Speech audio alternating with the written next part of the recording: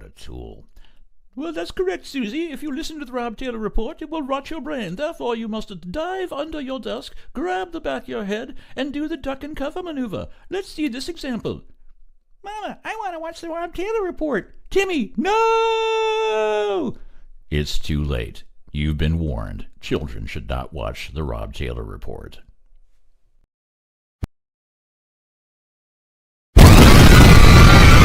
Somebody please think of the children!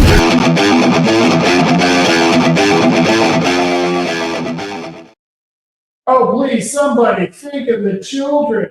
And I don't know about you, but I've been having a great time here tonight at the headquarters by myself. Well, actually, I shouldn't say that. I've had a few people stop by and visit me.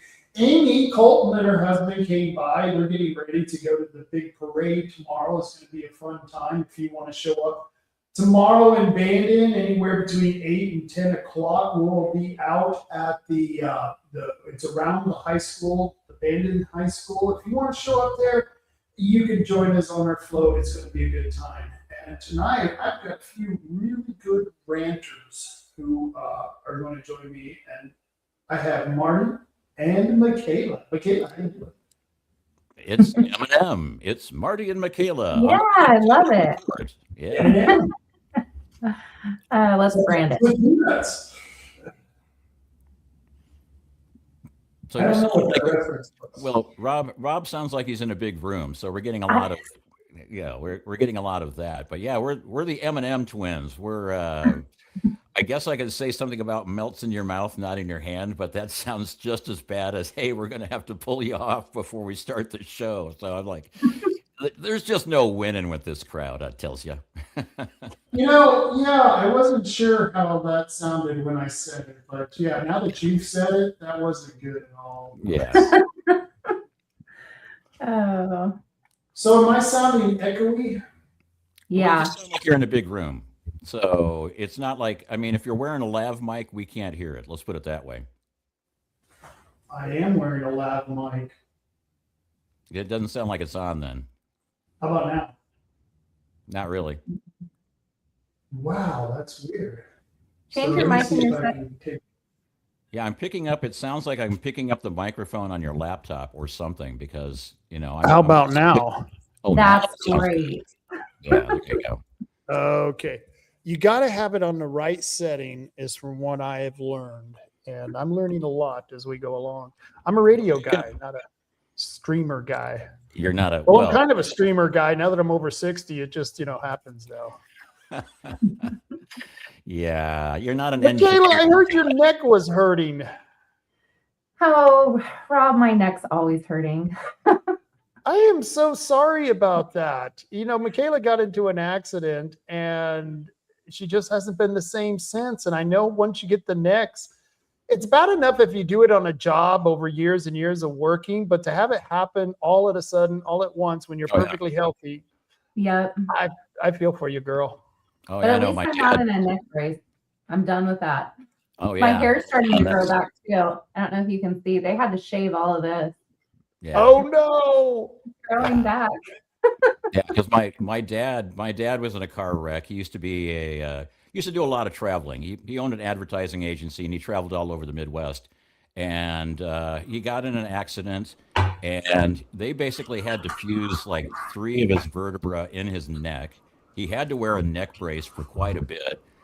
He got addicted to like Percocet and Percodan, and so it was like, it's just a gift that kept on giving, because it's like once you get those kind of injuries, he had some disc issues and things like that, where it was like, he had some compressed discs and he had some fused vertebra, and it was just miserable. So it's good to see that you're no longer in a brace, and and good luck with the rehabbing and the hairstyling. I mean, that's the most important thing, is to get the hairstyle correct, don't you know?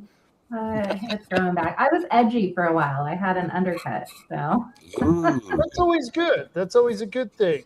It's you want to be edgy now and then. You're going to Portland. That's why I did the mohawk. I was really effing with those people, man. I did the mohawk, and I was walking around and they were looking at me like I was crazy, and I was giving them that 1,000-yard stare. It was It was a scary thing. Well, I show up to It saves protest. them I'd show up to protest driving a Prius and wearing tie dye. Confuses the crap out of them because they're like, going, "Hold on, we thought you were on our side."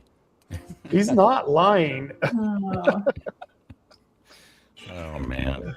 If it would have been a Subaru, they would have even been thrown off more. Yeah. Well, at least I didn't have the coexist bumper sticker on my Prius, so there you go. Oh, you always need the coexist. Yes, that's what gets you through. And the fact that you did it, donated to the police. Oh my God, we lost Ben. I lost Ben. And why are we showing? It looks like cowboy hip hop over your shoulder there, Yeah, or on the other screen.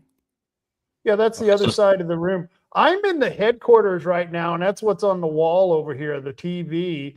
And then I got Stompy on the other side, right over here. It's we got balloons. We got a parade tomorrow. We're badass. What can I tell you? See, Michaela, this is what happens when you take over the Republican Party. You get to sit in their headquarters and play with their balloons. Yeah, I know. Last time we did the rant from the headquarters, I think it was just you and I talking to ourselves. So it was. Yeah. I did take over the Republican Party one time, Rob. I don't know if you remember, but I do remember that. Actually, I do remember that. And you guys went in and did a great job, and it turned out very weird. Very then I weird. got recalled. It's fine. It's fine. Doing a good job will really PO the people off that are not doing a good job, because well, you're just making them look bad. Yeah. You can't have that. Good point. Yep. They had to create lies. That's okay. It makes me stronger. Makes all of us stronger. Adversity. Adversity makes us all stronger. Yeah, and you also got a great moniker out of it. You were part of the Roseburg Six. I know. Forever. Yeah. That is cool. In fact, we got some cool comments. Hezekiah says you need America 250 anniversary flag. Okay, Ezekiel. Marilyn says, hi, everyone. Happy 4th of July to all of you. Thank you, Marilyn Wright. Always a wonderful thing to speak with her. And Liberty Cave, Michaela is a rock star. Yeah. We're going to talk about some of the things that Michaela is doing, because she's not one to sit on her laurels. I don't know what laurels, part of the body laurels are, but she's not sitting on her laurels. And that's a good thing. What? I said, I hear that's I kind of want painful. to, though. Oh, you want to sit on your laurels? Yeah. You know, a little downtime might be good for your neck, from what I hear. Where does that saying come from? I'm not going to sit on my laurels. Well, I think laurels were the things that you wore around. You wore around when you won something. You got like laurels to put on your head, and it's like, are you going to continue to win laurels, or are you just going to sit on them? So laurels were the wreaths that you would put on your head if you won an event back in the Greek Olympics days or something. Interesting. Ben, what happened to you? I forgot to log in. I forgot to log into StreamYard. Now I can stream this to my audience. Oh, that's right. I forgot about that. Yeah. So there you have it. Very cool. Yay. Slick stuff.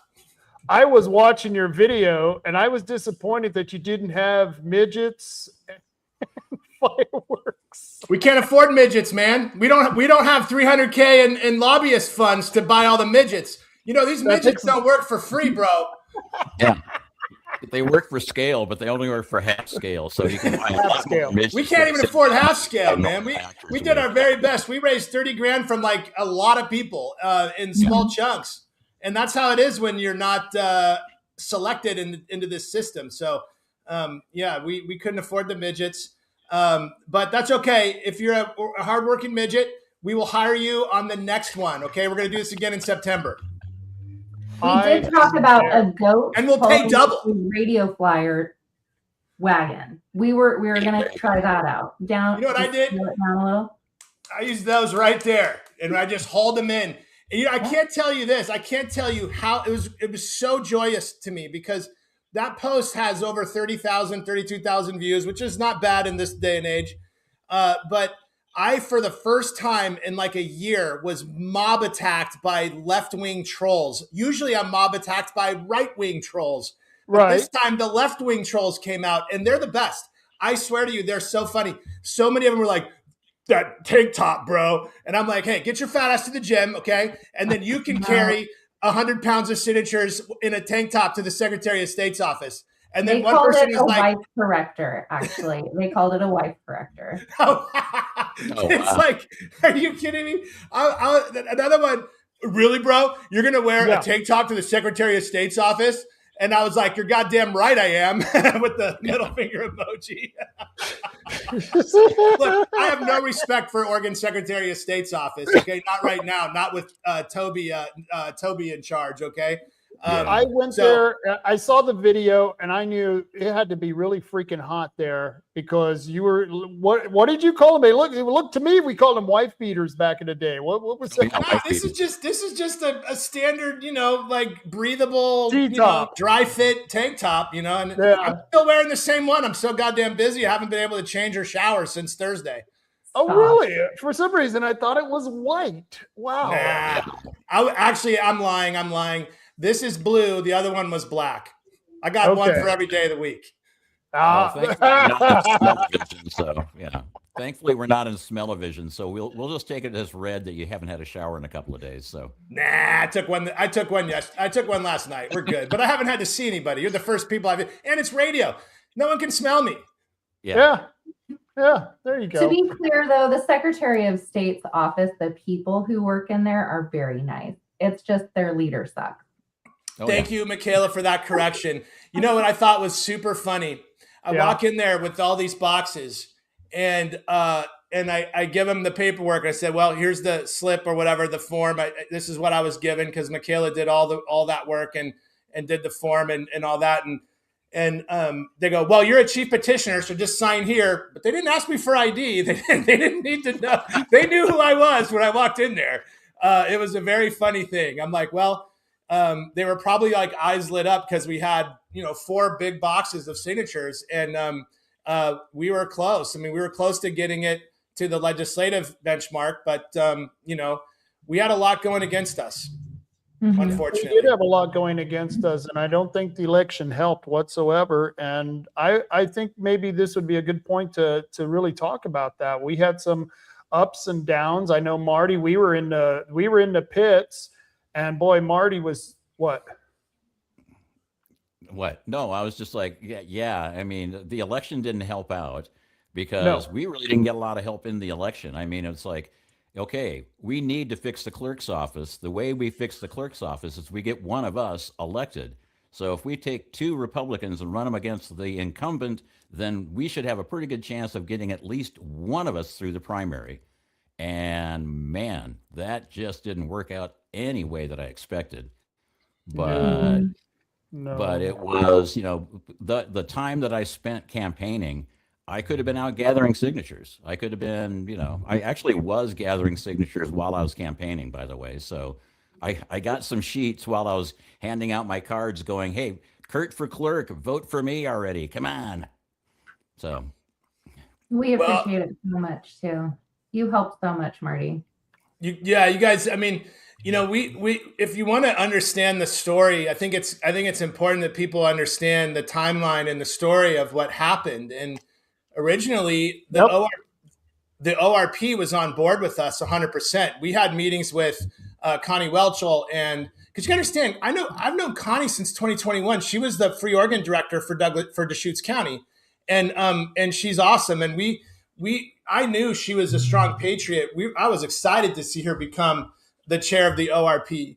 But what happened is that, we started working together, and what we were trying to put together was a funding deal to where we could get national money for IP37, and we could help support Connie and support the ORP with federal funds coming in, not federal money, but like national money, national sources of money to funnel into the IP37 effort, while providing a percentage of those funds raised to the ORP.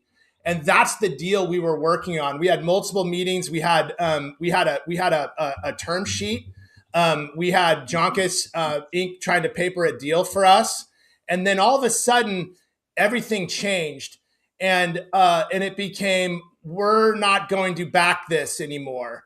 And that's where things went downhill very, very fast, because in all honesty, I know that Connie Welchel in her heart is a patriot who loves this country. She's awake. She knows exactly what's going on. But in a way, knowing all of that, and then knowing that she crumbled at the very first attempt to get her to crumble from the Republican caucus, makes it even kind of worse, because knowing, I know she knows, I know she believes like I believe, and she's worked hard, and she's shown that over the last multiple years, many years, 5 years. But the first phone call she gets from David Brock Smith or Edtl or Kevin Mannix, she totally says, nope, I'm out. We're done. We're doing whatever the Republican caucus wants us to do, which is not raise money, which is not bring national resources into this effort. But they did introduce us to Scott Pressler. So it was Connie and what's her name who introduced us to Scott Pressler and brought Scott Pressler in. And that became, a cat they couldn't put back in the bag. And Scott helped us a lot. And he told me repeatedly over and over, I'm not abandoning this mission because I was told to. That was, he really wanted us to really know that wasn't the reason. But he had a special assignment in Texas. But that special assignment in Texas wasn't anything. I truly believe in my heart that the pressure became too much for Scott to make it worth it to him to go against it, to support IP37. That's why he instead of coming to Oregon the first time, he went to Washington State, which is great. And then he had to postpone us, but eventually the pressure became too great for him to even say, look, Oregon's a shit show. I'm not getting involved with this because the infighting is too strong. And so I think that's what happened. I'm not saying anything bad about Pressler. There's nothing bad to say there's nothing bad, but that's the truth about how this happened.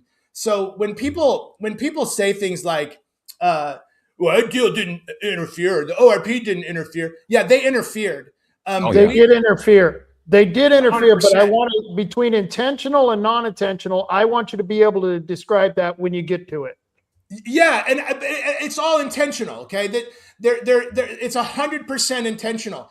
But when you're working in politics at the level that, me and Michaela are working, and Marty down there, we're all working in politics, we're at the kind of the tip of the spear. We're the people that the establishment has to stop, because if they fail to stop us, there's going to be a new establishment, okay? Yep. And they know this.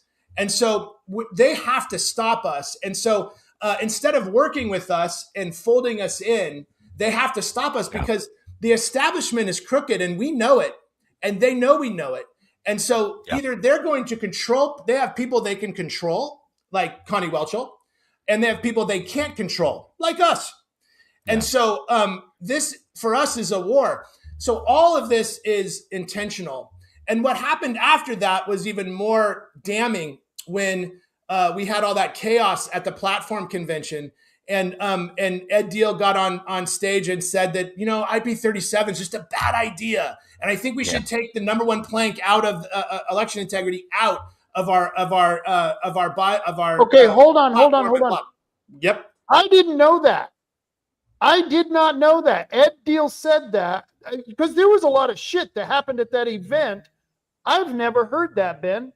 Yeah, that was the chaos. So that was the first shot. That was the second or third shot across our bow from the establishment. You got to understand. So for most people, they're like, yeah, this is, probably not a good idea, because they tell us two things over and over: that our elections are safe and secure, and that Oregonians like vote by mail. But what we just proved is huge. And this was an exploratory mission from the beginning. We knew we can't vote our way out of a rigged election system. We knew that Oregonians like vote by mail. But we wanted to find out if that was really true. And what we found out is that we had over 80,000 people in Oregon sign this petition to end vote by mail and put it on the ballot. That's enough, basically enough, to get this on the ballot. And so, but we also found out who was in front of it, who was going to stop us. And you know what we found out? It was the fucking Republicans. Okay? It was the fucking Republicans who attacked us from day one all the way through the entire initiative. And in the end, they were able to peel away 75% of the counties that supported us in the very beginning. And it's not just that they supported us, that they supported the movement. And whether we win or lose is irrelevant to me, whether we, meaning me or Michaela or anybody on my inner circle. What's important to me is that we save our state and that we save our party. And the only way we're going to save our party is if our party rallies around the populist Republican views of MAGA, and we rally on that and we fight back against the DSA communist views with the most polar opposite positions as we can find. And that's what we have to do. And we don't have that in Oregon. And that is why we don't have nice things. However, we're going to do this again in September, and we're going to fight back. We're not going to lay down. It isn't going to happen. But our first target has to be our own establishment. Until they change, Oregon will never change. Yep. So let me ask you, one of the things that me and Marty found was very difficult, the name, End VBM. I think, what did we come up with? Verbal bowel movement was one of the... No, I had. We came up with different... People were coming up and they thought we were talking about a venereal disease. And then... I'm like going, yeah, how do I end? Look, I've had VBM twice, okay? I'm sorry. I hate to admit it. No, but I mean, it's like people were coming up to me at the fairground booth going, okay, what's NVBM? You guys seem to be pretty adamant about it. Is this some sort of venereal disease? And I'm going, no. It is kind of, but it's end vote by mail. And they go, oh, vote by mail. You mean that system where it's like the ballots keep coming in until the selected people win? I said, yeah, that one. And they're like going, yeah, I definitely will sign this petition. I want that to end. But, you got to get people said that, Marty. Most people said that. The problem was that the two main issues that we were talking on, starting with end vote by mail, was the most controversial. Then what was the other? Precinct voting. They didn't like that. But you know what got them every time, Ben, was the every time we talked about showing ID, proof of citizenship, that won every single time. I mean, it was like it was stopped him in his track. But it was probably the most controversial petition we had of all the petitions. It seemed like, and I had an 84-year-old lady go off on me. You're a fucking moron. Why would you want to go waiting 3 hours to have a bunch of old ladies? And this was an old lady. Ladies looking up your name. And I'm all, well, that's why we want them to look up your name. And we want them, and you're a moron. And it was like, okay. So we got to run on what was strong. And I think, and we even had some signs come out talking about Oregon voter ID. You got to come up with something catchy with that and lead with that, because I think that's the number one thing on this whole, because the bill does a lot of good stuff. It does it all. It secures our election. Yeah. I think you're in luck, Rob, because I think that Edtl is planning on running exactly that, just voter ID thing. So I think you're in luck. You'll probably get to circulate. No way. That one. He's really going to do that? Oh, what'd I miss? I was getting the sign. They had talked about it. They had talked about it on X. So I don't know. We'll see what happens. But what did I miss? I went to get the sign for the. Well, I want vote by mail. I want the initiative that was vote by mail. I just think we need to repackage it to put our strongest point first. Because when me and Marty are standing there, the quickest we can get them to sign and leave is the best. You know what I mean? Don't ask any questions, Yeah, I just said, I actually got it to the point where I was like, people would walk up and I go, so what's this? And I said, let's go back to the old way of voting. Back in the old days when it was like 1 day ID mandatory, 1 day in-person ID mandatory precinct level hand counted vote by, no vote by mail, unless of course you're out of state or you're infirm or you're an absentee. But we don't want carpet bombing, vote by mail. We want it all 1 day in person, ID mandatory. Got to be a citizen. The old time way of doing voting. Yeah. And one guy goes, well, I'm not going to go out and stand in the rain for 3 hours. I'm going, well, it's going to be inside of 7 days. Don't vote then, bud. Yeah, I'm like, it's going to It's be all inside good. of a gymnasium. So if you choose to stand in the rain, that's all on you, pal. That's not on Yeah, man, us. if you're You gonna go go into stand in the gym fucking inside. rain, Yeah. yeah, if you're gonna go stand in the fucking rain for 3 hours to vote, then you should be voting. I Right. would, and Right. I know what I'm voting for, and so Right. that's the key. But look, I mean, you know, NVBM is a rally cry. It's a brand for the whole thing. And when we set out, we have a great relationship with Washington GOP. Jim Walsh, the chair of Washington GOP, is a true patriot. He's a fighter. He's a state rep. He's huge. He's awesome. Everybody at the GOP, they're all patriots. They're strong. They defeated their version. They're called the mainstream Republicans, which is our version of what is that? What's that event they have every year where they name themselves as the Dorchester Republicans in Oregon. Oh, that's it. Yeah, exactly, Michaela. Dorchester. They defeated their version of the Dorchester Republicans and took power in Washington State. That's why they fight harder. And we need to do the same thing here. But NVBM partnered with Washington State. We got endorsed by the WGOP. We also partnered with the group in California, and we partnered with the group in Colorado and Nevada. So all of these different groups, we have to come together, and that was the plan: is let's come together as the West Coast to run this mission and bring national GOP sourced funding into the West Coast so that we can get this thing done. Because that deal proved if you have $300,000, you can get any petition over the finish line. The magic number. That's what they have for IP28 right now. The vegan bill. They have $300,000. They got it on the ballot. That's the cost of a petition. That's right. Exactly. And then Sam Frost just said this. She's right. There was multiple things happening. Edtl's group was requesting $15,000 from any petition that wanted them to have their backing.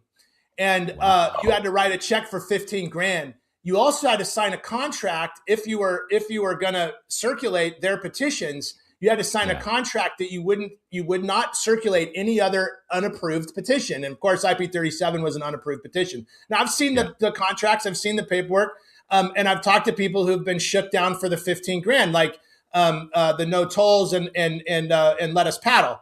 And so, despite all of that, our petition got more signatures than most of the other ones that failed. So, considering the headwind, which is an understatement, we were very successful. Yeah, so to that point, with Edtl, there was a meeting that I was at. There was a couple of meetings that I was at, and they were talking about the other petitions. In fact, it was the meeting when they brought in the other two petitions, and nobody was speaking about end vote by mail. I spoke up. I challenged Ed. I said, Ed, you got to, if we're doing these petitions, you got to allow people to do these petitions. I had no idea about this contract. I never heard how much I assumed they were paying him to run their petitions, but I didn't have any of those details as well. And so I told him straight up, we were not going to be selective with the petitions. Well, I'm not a big fan of Mannix. I took Mannix's petition. Why the hell not? We circulated every petition we could. Yeah. We were doing seven petitions at one time. I mean, we were doing 7 petitions at one time. And one of the things that infuriated me most is I work with a lot of people across the state and across the country doing election integrity work, doing data digging and all that kind of stuff for people. And one of the main people I work with in Oregon, she was out pushing the no tax petition. And so we kind of shut down operations for a couple of weeks so she could do that full time. Come to find out that she was not she was collecting for the no tax thing, but she was not collecting for IP37, knowing full well that I was like the data guy for IP37. And she was like, no, I signed a contract that said I could not collect for that. And I'm going, if you're really a friend of mine, you would have told him to go pound sand and collect the signatures anyway. Because honestly, if only 10% of the people that collected signatures for, no tax also collected for IP37, we would have been across the finish line a long time ago. 100%. That pisses me off. And Yeah, that's thank what they you. did. That was the wedge. That was the wedge that they ran through in the end. They Yeah. said it wasn't a good idea. They tried to crush us behind the scenes early on. Gabe Bueller, a friend of mine who I had helped become, he was our Washington County, Free Oregon, Washington County captain. And we helped get him in as chair of Washington County and originally transformed that county into a populous county. Well, even in the very beginning, Gabe tried to, when he was running for chair, he called me, he called Michaela, he called Jockus. He tried to get us all to not go forward with IP37. Turns out he was working with David Brocksmith, and David Brocksmith had got onto him and was, trying to pressure him not to, or make him promises, political promises. And it's really sad when you see people come in to this fight with all the right intentions because of their true beliefs. And just like in Connie Welchell's case, a couple phone calls in, and now they're flipping on the movement. Right. It doesn't really hurt me because I don't take that kind of stuff personally. I mean, this is politics, okay? And so, but it does tell you just how strong the tentacles are from the establishment, because they hold the power. They can call up somebody like Gabe Bueller, who has really no chance of being a leader. At that level, just like the rest of our elected officials. They're all crappy ass leaders. They're all weak people. They're not interesting. They have no charisma. Most of them are fucking stupid. And so, truly, but they're the people who follow the directions from those stupid people who are also in power, and they make promises to them, and they can offer them things that nobody else can offer them, like an easy way to have state senator on your business card. And that's what these people want. And they know down in their heart that they're never going to be that. And they want to be that so badly that they're willing to sell out even their own, beliefs just to get there. And they tell themselves stuff like, well, I've heard this by a guy that I know who's a sellout too, is he said, well, I can't do anything unless I get into the position. So I got to play the game until I get into the position. Michaela, you know who I'm talking about. And that guy went from somebody who had enough evidence to destroy a huge chunk of the Douglas County cabal operation, but he put it all away so that he could actually get into power and then do something. And this isn't the way it needs to work. Right. In power dynamics, you have to take it from the people who have it. and also in power dynamics, it doesn't, what your title is doesn't mean anything. I have fought my ass off and made every sacrifice in Oregon's politics since 2020 with no title. And so I don't need a title. I don't want a title. I don't even want to be a politician. What I want is I want to win the war. And so when we can set aside the things that we personally want or the things we think we want, and we just fight this fight, that's when things are going to change. That's when we're going to have the character to hold the blessing of the power. We're not going to get it the way that they got it. We work on a different economy because we're good.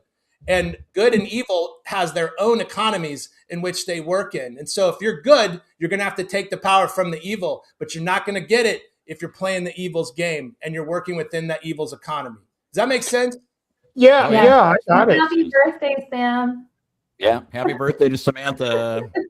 Oh, You happy say Sam's birthday today? Sam's birthday. I'm She's texting her a 28. meme right now. 1 second. It came up on my Facebook feed and it came up in the comments, so I just had to throw it up there. And it's like, hey, happy birthday, Sam. And Sam's another fighter. I actually was turning the tables on that when I was running for clerk. I basically said, the only reason I'm running for this job is because I hear the grift is really good. I want to get some of that phony baloney money, and I can set up all these organizations where I just funnel all this money from one place to another, and then I just get 10% for me. I'm not going to make any money as clerk, but I can certainly make a lot of money as clerk. So get me some of that grift, baby. So Get on the grift. Yeah, that's sad. The problem is that you've got a conscience. That's well, there you go. I mean, that streak of integrity is going to do you I have in. morals, ethics, and scruples. But So, according to some Ben, people, are we going to have a little? What is our how much leeway are we going to get? Oh, that's hilarious. Go on. I'm ADD's out. We're good. Oh, it's all right. So how much leeway are we going to get on the next petition? Because you should be able to get that through right away. How much time are you going to get on that? And you've got all those contacts, right? You got 72,000 contacts. Well, we have over Right.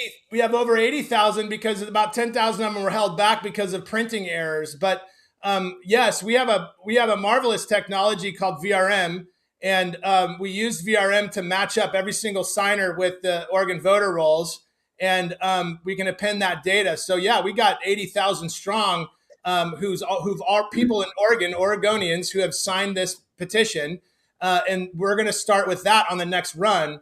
And I mean, Michaela would probably speak to the regulatory timing and all that stuff more than I would know. I can speak out of my ass, but let her talk about that. But I think that we're going to obviously start out in September with a massive army of people that are ready to take action, and that can double and triple easily in that period of time. But how much time would we have, Michaela, if we redid this in September? I do think that I think it starts in September or the end of August. I have to double check the dates with the election calendar, but it would basically run for almost 2 years, because the ending date is going to be around the same time as we're at right now. So what is that? 1 year and 9 months. The unfortunate part is that we only get that one chance to go through the county fairs, which are a really good time to get signatures, and they cut off signature gathering right before you go into the county fairs. So that's unfortunate, because we would have had an opportunity to, I think, to get a lot more signatures if we had two runs at the county fairs. We would have been able to do that this year. I think because people were geared up for the signatures, we would have been happy to do it. Every Republican Party out there has absolutely freaking nothing to do with their headquarters. Petitions are a great way to bring people in. At fair booths, there's nothing better than Marty ringing the cowbell. Yeah, and hear ye, hear ye. We've got another signature sheet. Absolutely. That's the kind of shit that brings them in. Yeah. Rob, to that point, that was one of the very first things that people were saying from within the ORP to try to discourage us from running this petition is, you are going to run all of our volunteers ragged by having a petition that you can't get on the ballot. So you shouldn't do it. That makes no sense at all. Having the conversation, gathering the signatures is how you recruit more volunteers. That's how you get people involved and engaged. That's how you light a fire under your base, is by doing things that your base believes in. So absolutely ridiculous. I don't believe that. I think petitions, I agree with you 100%. That is what drives engagement with our party. People should be filing more petitions. And then I also want to point out IP 28, that is so unpopular, that everybody hates. This is their, I think, third or fourth try at doing this. So just to kind of make that clear, you don't usually get a petition on the ballot the first run, especially if you don't have the $300,000 funding. So this is not uncommon. I don't take this as a loss at all. I think this is absolutely a win. And what Ben has been working on in the background to set us up for success for the next round with VRM is going to be a game changer. I am so excited. So I just had a great idea. We call Thomas Tuttle, and we asked Tuttle for some of those Tuttle tokens, because, he was voting in California and here in Oregon at the same time. How does he do that? So how does he do that? This would help him out and keep him straight. Maybe he would donate to us.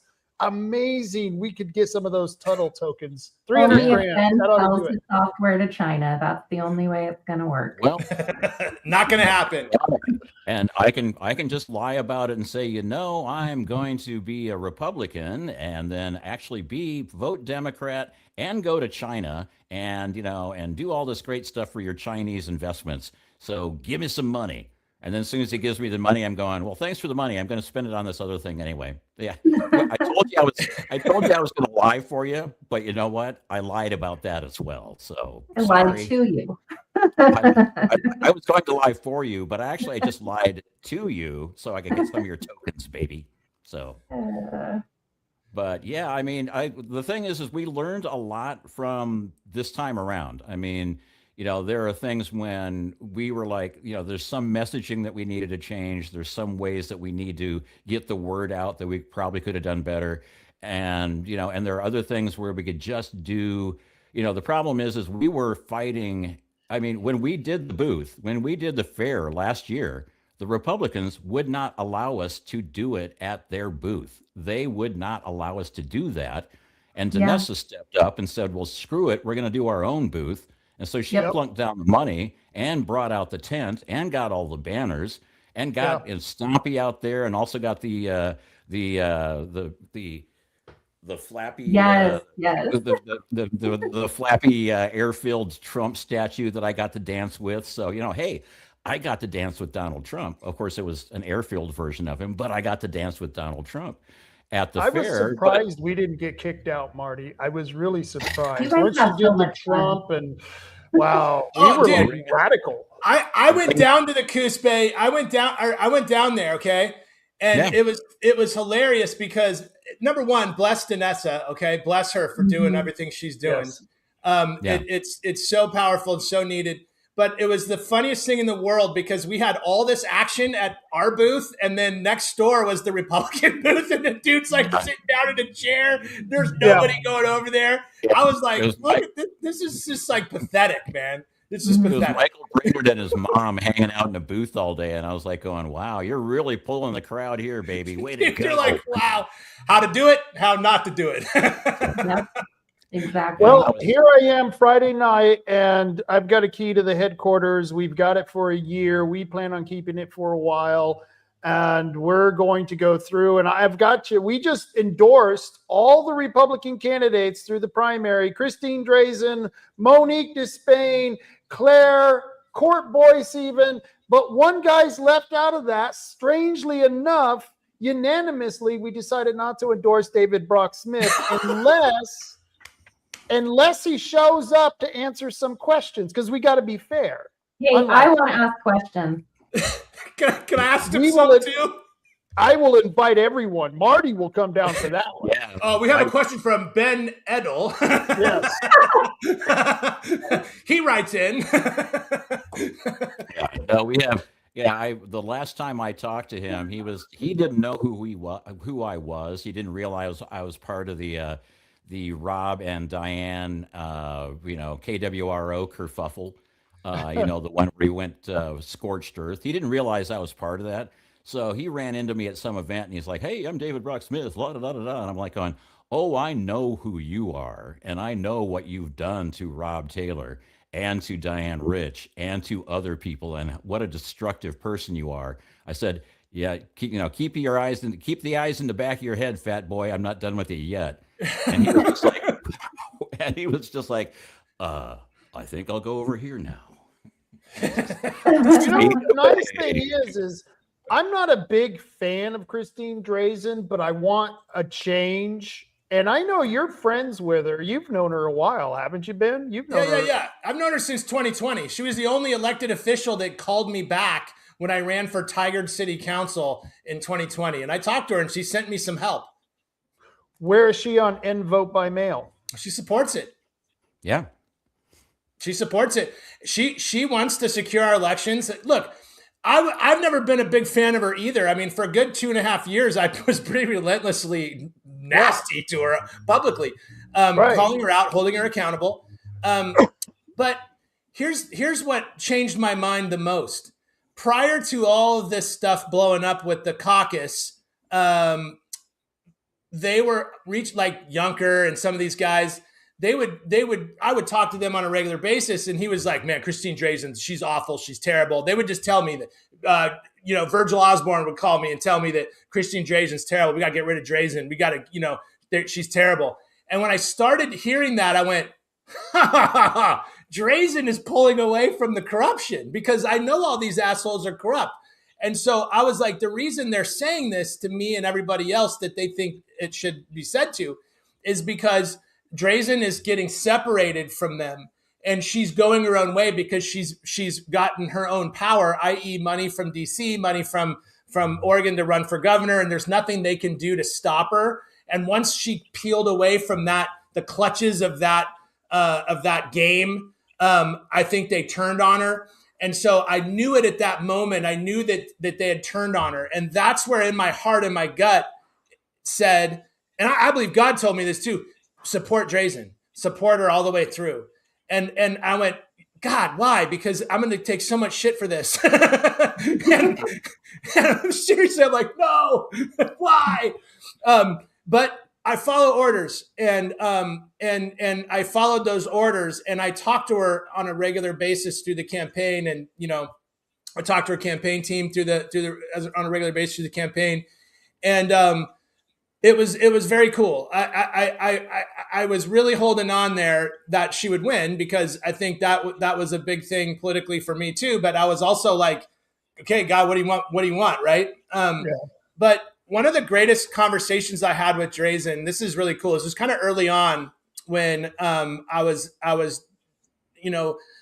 telling her about what was happening with UPTD and what was going on with these guys in Southern Oregon, and they're trying to destroy me and destroy my life. And I turned it around and I was like, you've done some things that are very unforgivable as a state rep, like the tampons in little boys' bathrooms. Yeah. And she didn't say the talking point, which they were like, we didn't know they were going to do that, which is bullshit. It says it in the bill they were going to do that. But she said, Ben, I've made some decisions that I'm not proud of 100%. And that's one of them. And that's just one of them. I've made more than that for sure. And she's like, I also learned, cause I talked to her about the campaign against, Kotek originally. And I said, you gave in too soon. You didn't challenge the late ballots. You didn't do the things that we needed you to do. Right.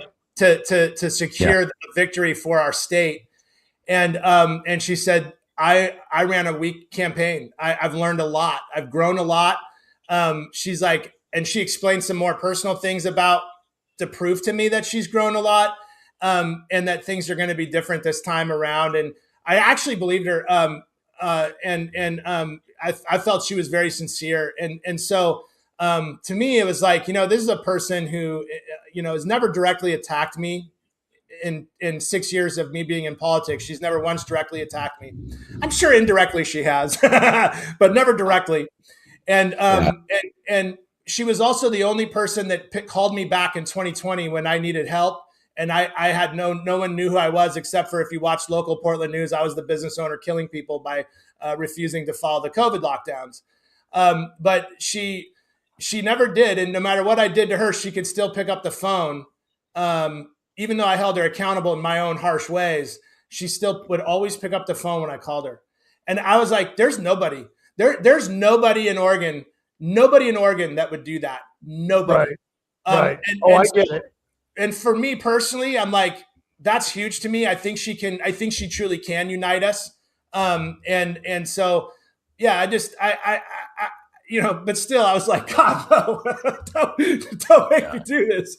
But those conversations had begun because the real bad guys, the real snaky bad guys, Edtl, Virgil Osborne, David Brock Smith, those are even Dwayne Yunker. Those guys were the ones who were trying to convince me that Drazen was bad long before those announcements were made. And so that's what really spurred me to reach back out to her and say, what's going on here?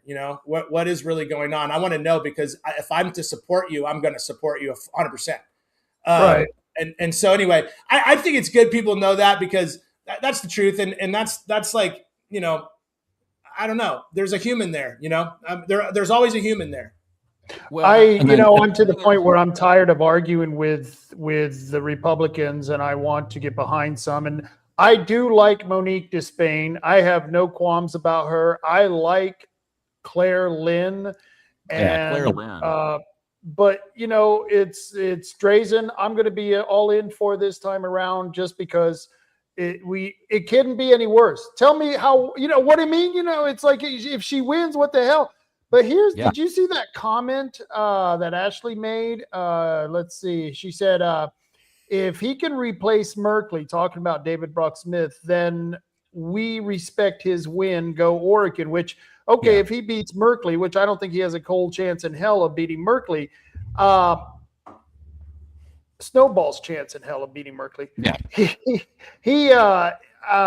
We should be telling people, don't be putting your money behind DBS. He has no chance of beating Merkley. All your money should be going for those three candidates I just mentioned, and specifically Drazen, because she needs the money to go against head-on Kotek.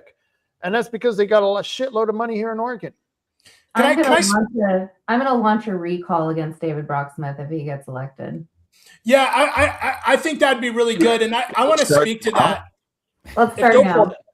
Yeah. This is Ashley. You know, this is a good look. I don't want to create disagreement or anything with you, because I love your work. You're a patriot, so don't get me the wrong way here. But I want you to understand something. I want everybody to understand something. Jeff Merkley is a CCP asset. Okay. David Brock Smith is also a CCP asset. Oh, yeah. It doesn't matter to the CCP whether it's Jeff Merkley or David Brock Smith as the senator. Yeah. In fact, having David Brock Smith as the senator might be advantageous because of this one single point. If David Brock Smith wins and takes down Merkley, then Tobias Reed and Tina Kotek and all the Democrats across Oregon can turn around, and the Republicans like Edtl that are dirty, they can turn around and they can say, see, our elections are legit. We just had a Republican win a statewide election for the first time. But yet they still have the CCP asset as the senator in Oregon. Yeah. So that's my biggest concern, is that my biggest fear, I'll tell you right now, I don't like fear. I don't like to live in fear at all, but I can't help it but be afraid that David Brock Smith is going to win the selection, because it's going to put us at a massive disadvantage. And when I say us, I mean the people who want election security.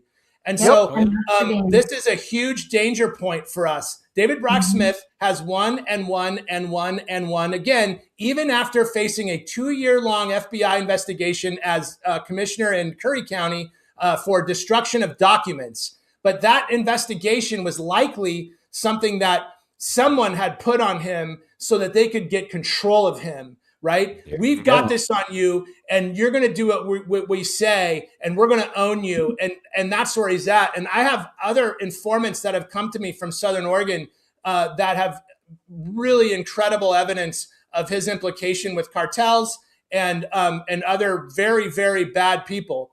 And I don't know if that was his original choice, but I do believe that it is where he is. And so I think everyone should have huge concern that David Brock Smith wins, because every time, no matter what he does, he gets into office because they control the elections, and they control the elections in Oregon. And if he wins, they're going to say, see, yeah, and that's everybody pipe down. Our elections are legit. A Republican won. You don't have to go too far, and you don't have to go too far in Southern Oregon to find somebody that can say something really bad about David Brock Smith. And we even got stuff that we can't say anything. Well, allegedly, but we have a lot of people that have the kind of dirt that is not just, oh, that's the cartels, or oh, it's China, or oh, it's the Democrat donor. There's stuff that's even worse than that, and it's like. Everybody I talk to, I go down to Langley, I go to Port Orford, and so, we'll get to talking to somebody, and they're like, "Oh yeah, let me tell you a story about David Brock Smith," and I'm like, "I didn't even ask you, but since you're here, I'm all ears." and it's just, and you're absolutely correct. If he, the weird thing is that when he first got elected, I mean, he was running, he had all that the FBI investigation for the commissioner stuff. And then he kind of swapped over to being the state representative, the House rep, because he filed at the very last second when the guy that was in office said, oh, by the way, I'm resigning now. And, then the commissioners, who are all back then were all above board and doing exactly everything correct by the law, cough, appointed him. And then, he basically got, shoved into the state Senate position. And it's just like, I don't think if we ever had an election where it was a true election, I mean, the one election he won was the Todd Vaughn one. And even that is questionable. And it was Hugely. like, yeah. And it's just like, I've run all these numbers and I'm going, the statistics and the math just don't add up. And Yeah. plus the fact that, when I tried to get election materials, not just, oh, give me the vote count. I'm like, no, give me the cast vote record. Give me the web activity log. Give me the election activity log, and so forth and so on. And I fought Coos County for over 2 years, and it cost them like 20 some odd $1,000 in outside counsel to fight me and Ron from getting any information. And then when they gave us the information, they corrupted the data such that there was nothing I could do with it. And I'm like going, so great. I mean, what is it that you guys are hiding that you are so afraid of allowing us to get any information? I mean, how transparent has Douglas County been? Hey, Michaela, you can talk about that. Hey, Samantha, you can talk about that. I mean, Yeah.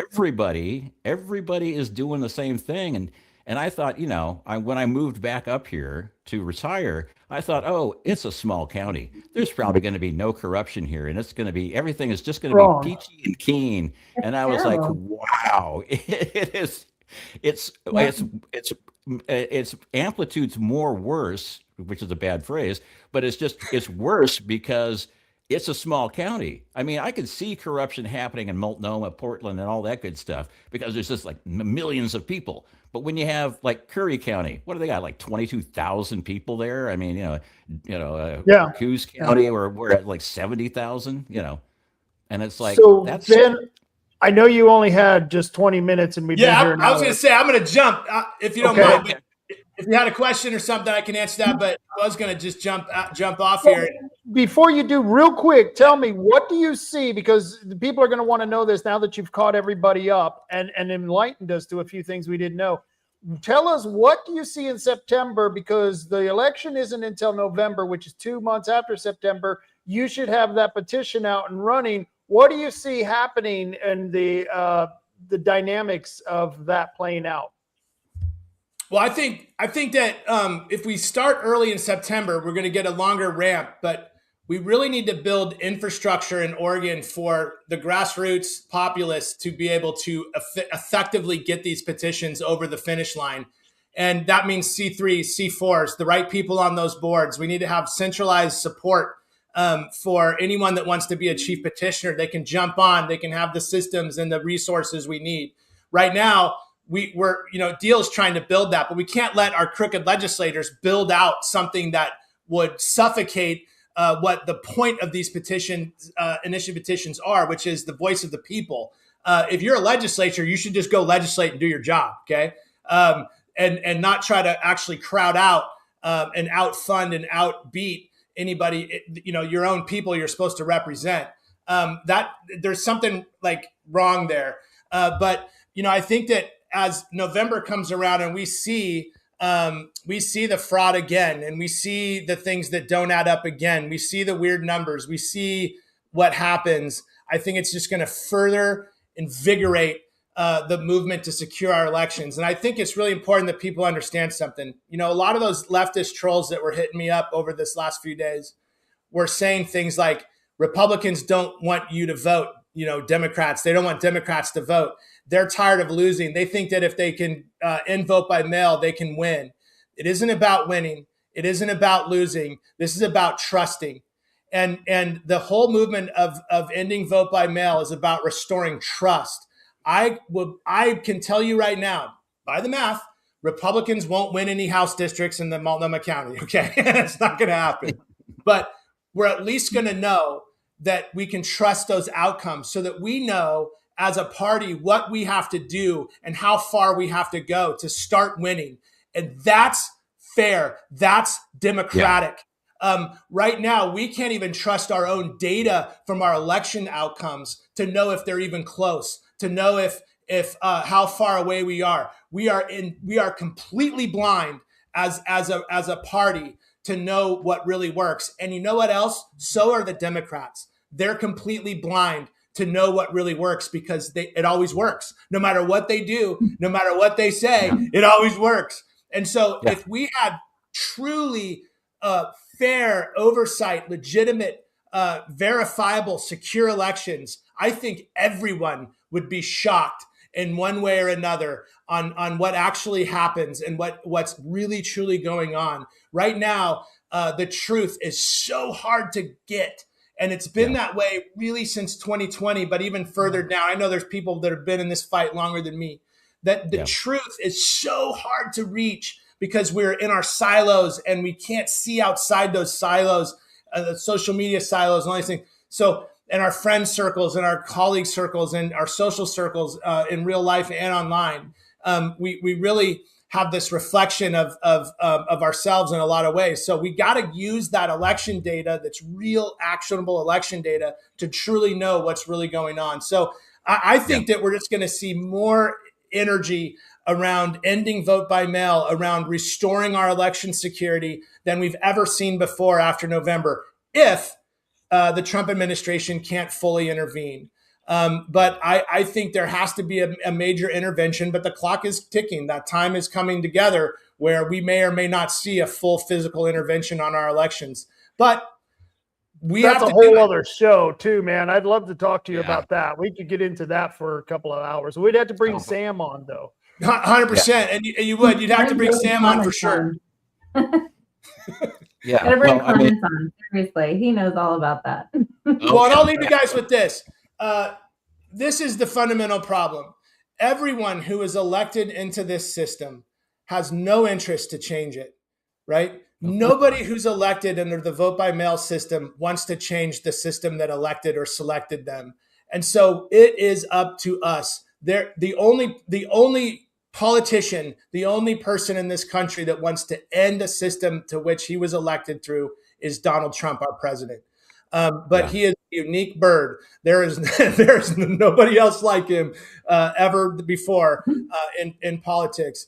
And so anything close would be Reagan. But Trump is the one, and he is the one who wants to completely secure our elections. And so bless his heart, bless his soul, and bless yours. And thank you for having me on today.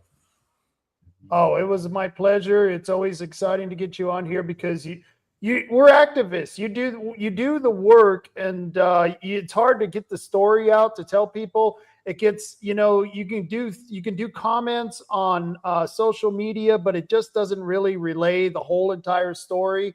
But you came on, you told me things I didn't know. I think probably a few things. So that's what we need. And then you took us to the right place where we're going, and we should all be prepared for that. Well, thank you for everything that you guys are doing. Marty, Rob, Michaela, thank you very much. Can't do this work without each other. We need each other. We need to stay close and stay tight and stay strong. You got it. You take care, man. Later, all. Bye. All right. And Michaela, I know you needed to go. Quickly. I wanted Michaela to talk about what happened on Thursday.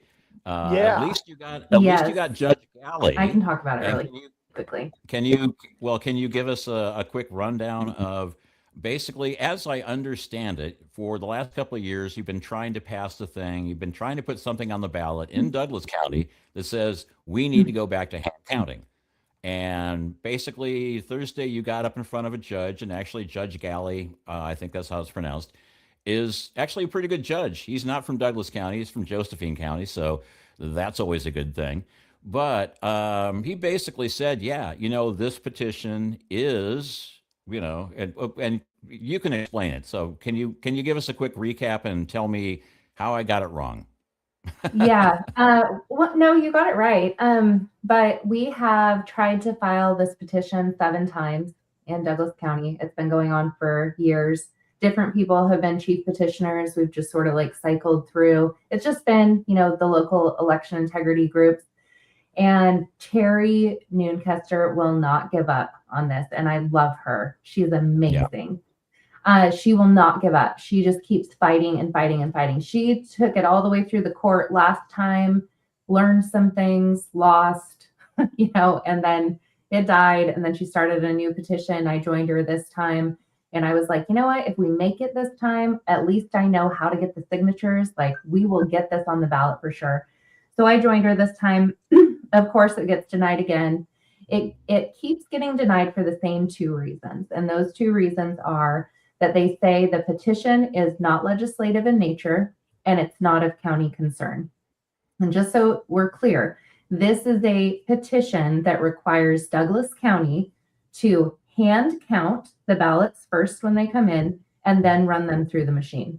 But they have to be hand counted first. And the hand count is the official count according to our petition. So you can use the machine to verify whatever, but if there's a conflict, then the hand counting is used. So that was our proposition. That's what we wanted to get on the ballot. That's what we wanted to collect signatures for. We were denied. The county clerk, 50 grand Dan Loomis, told us that we cannot collect signatures. I call him that because he tried to charge us $50,000 to see the ballot images from the 2020 election. So his name is 50 grand Dan. Doing dirty work for the state of Oregon. Anyway, he denied our petition on those two grounds, not of county concern and not legislative in nature. We have finally made it in front of Judge Galley. It's been a few hearings to get there. It's been a lot of filings, a lot of back and forth. And Douglas County went and hired DiLorenzo, the same attorney that they hired for Todd Vaughn's case against Douglas County. Yeah. So they hire DiLorenzo again, which he is a very high-powered, very expensive attorney from Portland. Let me be clear. Douglas County has their own counsel that we pay for as taxpayers. We already pay for them to have counsel. Why they think that they need a high-powered attorney from Portland to come up against two pro se individuals. We are self-represented. We do not have an attorney. The county attorney would be sufficient for all the filings, for anything that they need, to come at us with. But that's not what they did. They hired a very high-powered attorney who essentially had told us that or threatened that we could end up paying large attorney fees for this action, right? Just for questioning. Yeah. And saying we need clarification. There's no other appeal process. So if the clerk denies you, you have to take it to court. There's nobody above him that we can say could we get a second review, whatever. So we had to go this route. Luckily, Judge Galley listened to all of our arguments. He said, you guys messed up a lot of your filings and we've been very patient with you. Like, you didn't really do things right. But that's fine. It's fine. And he acknowledged we had some really, really good arguments. And he said that we were very succinct in some of our points and he agreed with us. And ultimately what he told me and Terry, the whole court, what he says is that our petition is legislative in nature and it is of county concern, which makes you go, okay, so we won. And he goes, you lost. Yeah. I am going to deny your ability to circulate the petition. And he said, I'm doing that because it is in violation of 2022-4 executive directive from the Secretary of State. It's in violation of that. And therefore, I'm going to deny your circulation. This is also what he said before he told us we lost. He said that Directive 2022-4 is illegal. Yeah. He said, this is an illegal directive. And then I'm going to quote this because I wrote it as he was saying it as fast as I could. He said, the Secretary of State is an executive leader who is taking on a legislative function to change a statute that is already on the books. He said in court that the Secretary of State, the executive branch of our government, is legislating through directives illegally. And yet he denied our ability to circulate this petition. He also encouraged us pretty strongly to go to the more learned judges and appeal this to find out whether or not the Secretary of State has exceeded their authority and is trying to legislate through directives. So The question now is, do Terry and I take the next step and go through the Court of Appeals and go through that whole process? I know for everybody, it probably seems like a no-brainer. Like, yes, you just do it. Also, it's a lot of legal expenses. We need to hire an attorney. We can't do the appeal process by ourselves. We are going to have an attorney. Go ahead. Michaela, is there a group you can contact? Is there any election integrity group who can see this for what it is? I mean, is there anyone that we can approach? Because I have used national groups who have lawyers, the Second Amendment Foundation. They helped us out with our county ordinance here. I forget the 10th Amendment Foundation. You know what I mean? There's different foundations who might be able to help us out. We definitely need to look into that. Possibly Judicial Watch, but I doubt it because it's just such a Oregon only thing. Well, and Judicial Watch, the way they make their money, they have a good rep because they go in and they bring suits against states to get their voter rolls cleaned up. But they already know they're going to win those suits before they bring them up, because that's how they make their money. They go in and they sue the state and say, for $1 million will go away, and and so I don't think I would tap Judicial Watch for that. But the reason I wanted to ask you that question is because I thought it was important for you to repeat the whole thing where it's like the judge said, you've made some mistakes, meaning if you're going to do an appeal, you probably shouldn't do it pro se, which means you should probably go get. That's why he told us that. Which means you should probably go get a real lawyer. And then, I'm not a lawyer. I don't play one on TV. And even when I was playing one in court, I sucked. But, the whole point is that the other thing that he said that I thought was super important was that he said, that, the directive 2022-4 is not a legal directive. The Secretary of State cannot be doing legislative work. And not only that, but one of the things that I've brought up numerous times that needs repeating is that 2024 basically says the ballots have to be counted by a tally system. And I'm going, hand counting is a tally system. It doesn't say they have to be counted by electronic machines. It doesn't say they have to be counted by scanners. It says they have to be counted by a tally system that has been approved by the state of Oregon. Well, the state of Oregon approved hand counting a long time ago, long before machines even existed. They had laws that said this is how you hand count. So I'm saying not only is 2022-4 the directive not a legal directive, but even the wording of it says it's not keeping you from doing hand counting. So, but that's just me being a bad pro se lawyer. The whole thing is they don't really have any legal stance to stand on.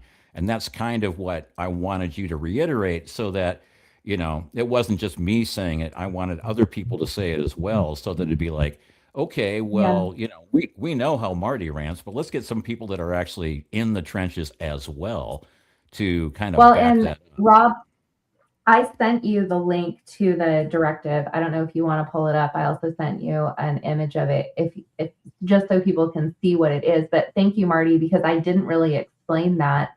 This directive is basically trying to push us to only be able to use machine counting.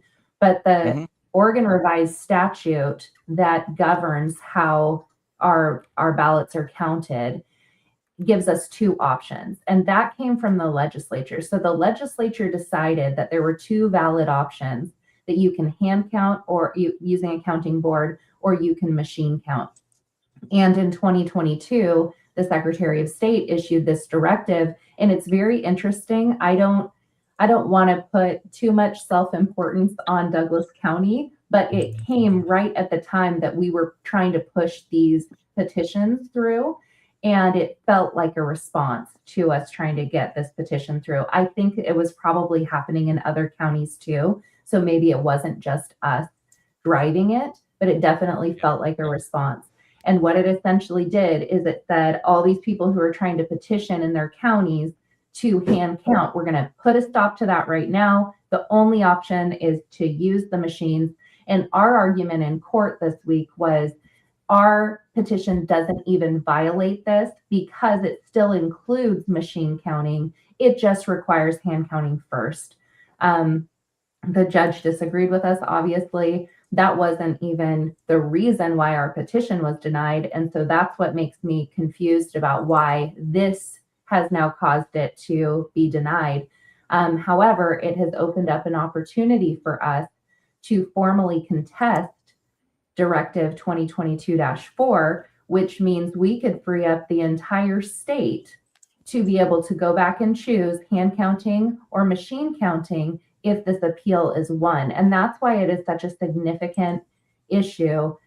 Really, election integrity groups across the state of Oregon should be watching this case. And if this is important to you, if you would like to be part of it, if you have any way of helping, if you know an attorney that would like to help, this is it, you guys. This could make a huge difference for the state of Oregon.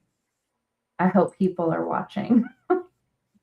I hope they're paying attention. Let me see if I can share this tab. This is a little bit better.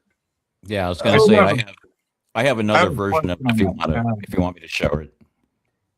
Okay. But anyway, So- that one. Oh, go ahead.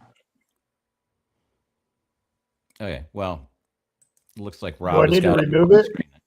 I removed it, and you should be able to put yours up. Okay, well, let me see if I can get her down here. But anyway, Steve, you're going to say something? Well, Yeah, it's citing ORS. Sorry, I'm looking up at the TV screen because that's the only place I can read. It's citing the ORS, but is there an actual OAR? Because the ORS is Oregon Revised Statute, that's the law, up to interpretation sometimes. But an OAR would be an actual specific direction, Oregon administrative rule. Like that's what we deal with in the school district. There's actually OAR instructions saying this is how you're going to carry this out. And I don't see an OAR. It's not how it works in the election law. It actually specifically says in ORS that the Secretary of State can issue directives to the county clerk of how to carry out the elections. And so it is a power of the Secretary of State's office to give directives. That is part of their job. The problem isn't the directive. The problem with the directive is that it takes an option that the legislature preserved for counties to decide, because there are two options. You can hand count, or you can use machines, or you can use both. It doesn't matter, whatever. But you have those options.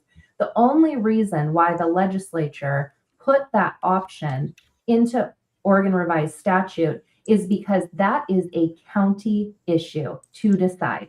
At the county level, each county has the choice of how they want to do that. The Secretary of State's office cannot, by directive, override ORS. They can't take away a right that you have that is written into the law by the legislature through an executive directive. It's outside of their authority. And that's where the issue comes in is that, yes, you can administratively tell somebody how to run an election if it isn't already specified in the law. But this particular issue is already specified in the law. Correct. Right. Completely. And so to that extent, I could see why they were saying it's administrative instead of legislative in nature, because that's how they ruled against us on the gun law. And that's the kind of weird shit that we won. We won on that issue, Rob. Oh, you did? Oh, okay. I'm sorry. I misunderstood you. No, two things. It is legislative in nature and it is of county concern. He told us those are the two reasons our petition was denied. And he said, you passed both of those tests. It is legislative in nature. It is of county concern. However, it conflicts with Directive 2022-4. Therefore, I am going to say you can't circulate, you can't collect signatures, and you should go before the more learned judges of the appeals court, because they have a better handle on this than I do. And what he did, in my opinion, is a huge alley-oop. Yeah. Oh, yeah.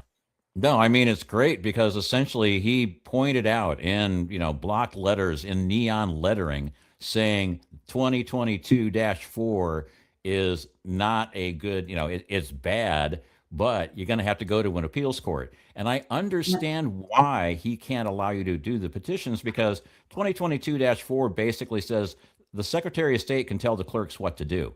And so Mhm.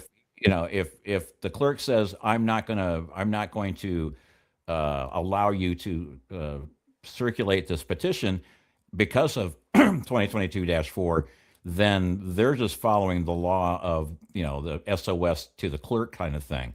But Yes. that doesn't mean that they're following the law where he is actually doing an executive decision in changing how the law is run.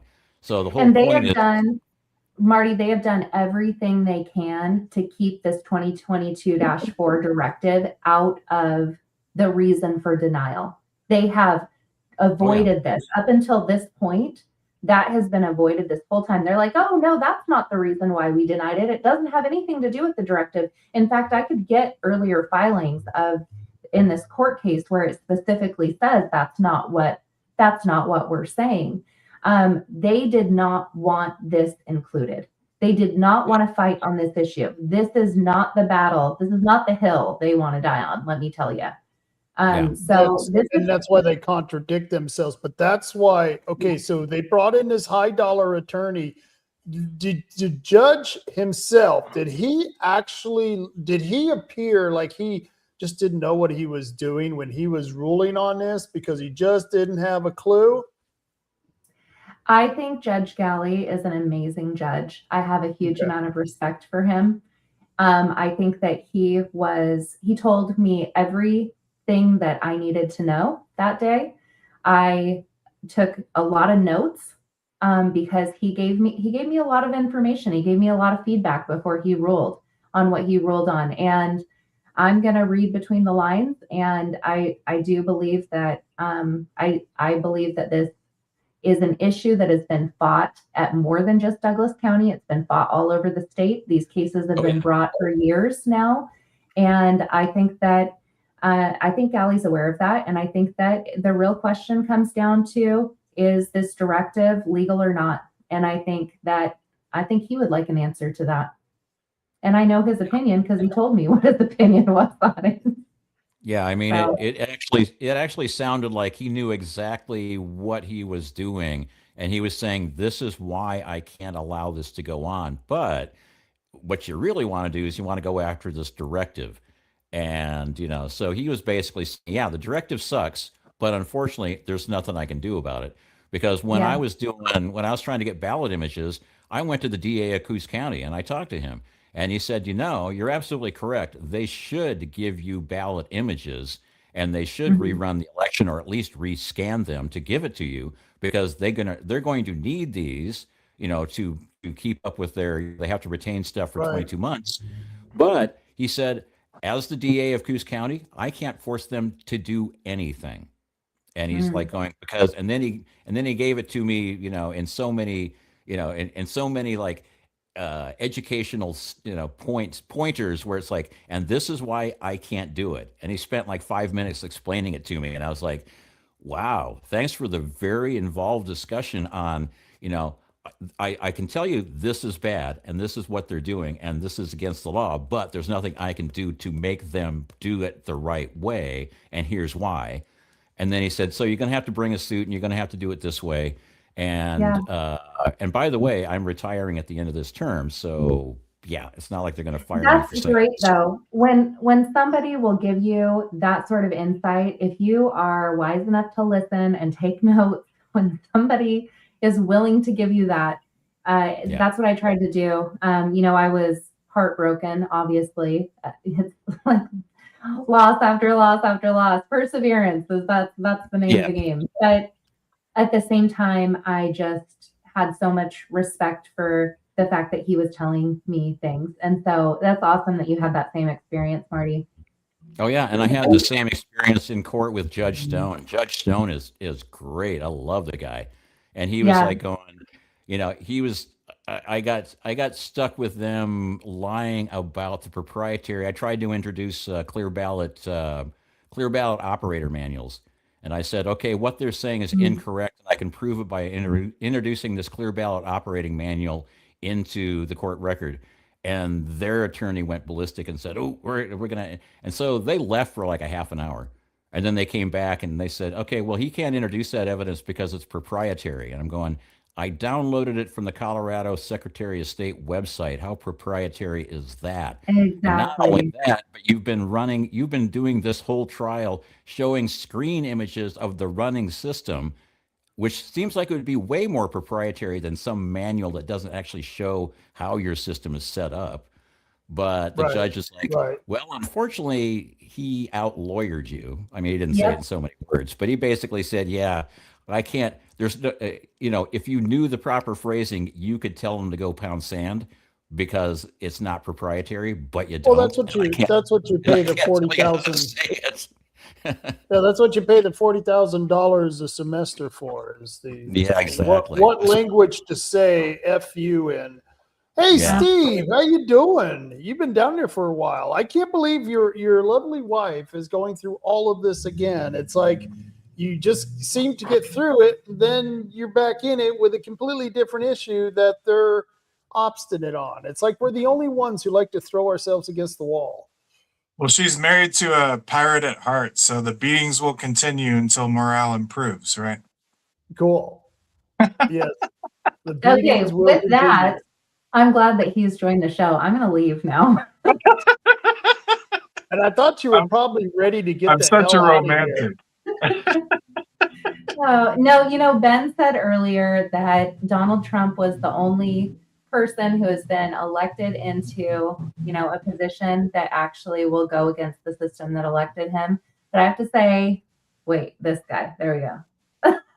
Is that right on your screen? That guy over there, when he gets elected, he's going to also go against the system. And there you go. See?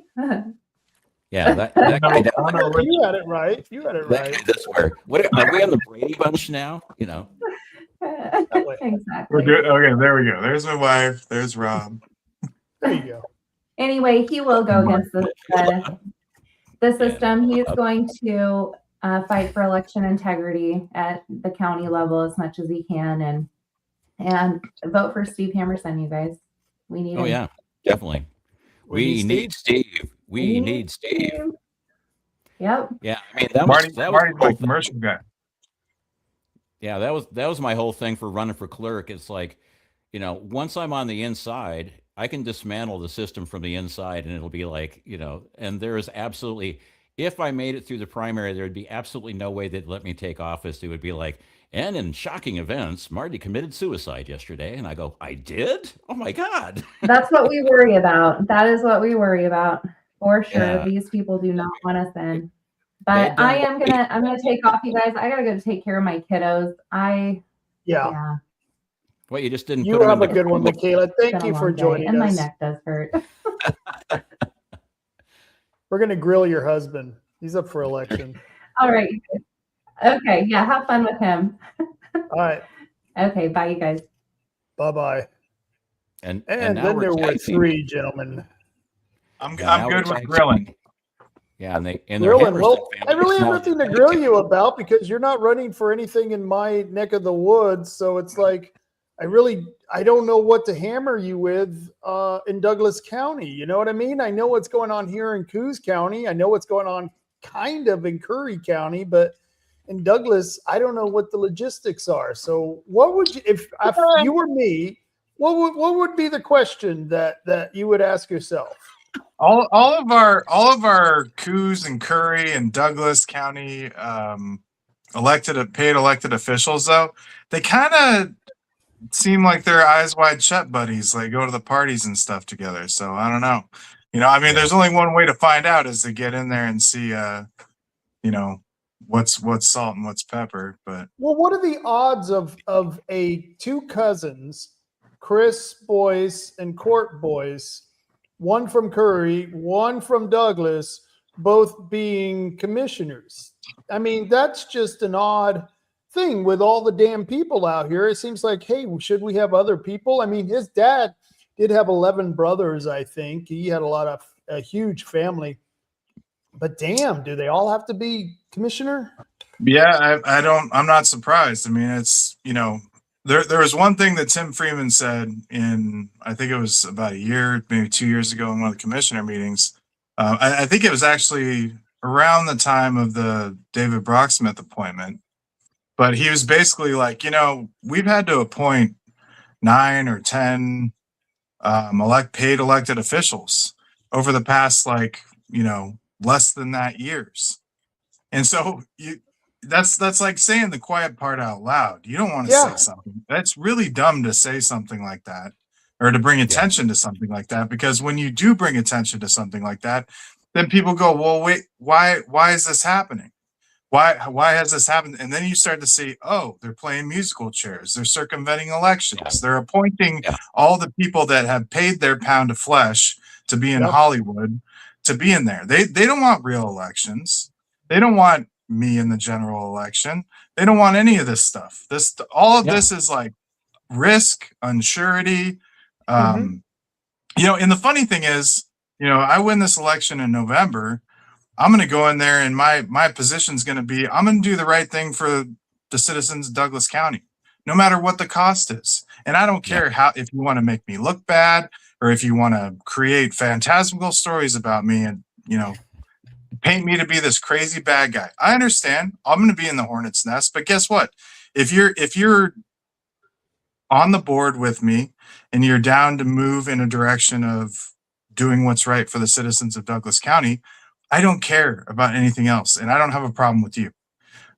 If you're doing things out of self-interest, if you're doing things, because it's going to benefit you and not, the people that you're supposed to serve, then obviously we're going to have problems. But otherwise, I don't care. I mean, you could go out and call me names and, say horrible things about me and my family. I really don't care. At the end of the day, this job is a public servant job, and you're supposed to represent the citizens of Douglas County and have their best interests at heart. And it's pretty simple to me, but we lost our host. Yeah, well, I think the nice thing is we're both kind of like co-hosts, so he can wander off because I think he's going to get a snack. I think is the nicest way to put it. But yeah, the whole point is I heard I heard something banging out here, and we're in the bad neighborhood. The Republican headquarters is in the Bunker Hill neighborhood now, and so we got to look out for the skeevy bums that are around here. And so, I was watching out for the car. Yeah, there you go. You gotta make sure that you lock the doors and you got your gun on your hip, and because that's the kind of Republican Party we're running here. But no. Anyway, you just missed out on Steve finishing up with the, if you're running for the public interest and you're doing what is in for the best of the public interest, then Steve won't have a problem with you. And he doesn't matter. He doesn't think it's going to be a problem if people are, ripping him a new one because he's trying to do the right thing. He understands that's part of the job, and the whole job is what you are doing is you're trying to do the best for your county, your people, your constituents, the people that actually voted for you. I mean, we're getting tired of the merry-go-round where the commissioners, all get together and they do this, oh, this person stepped down, so we're going to have to appoint somebody. And then when we appoint that person, then circumventing elections. Yeah. And it's all circumventing elections. Yeah. And it's like, we already have zero confidence in our elections in the first place. And now you're saying, oh, and now we're not even going to do elections. And, and what is it? What's happening in Bandon right now? The police chief gets to appoint, gets to hire and fire anybody at will now. I mean, across council members and any position he wants. And it's just my city, and I don't even know what the hell's going on, Marty. Yeah, I know. And I mean, I've been getting news flashes from some people in, that's been looking into it. And I'm just like, okay. I mean, we have all these people that are circumventing the actual process of how these people are supposed to be put in positions.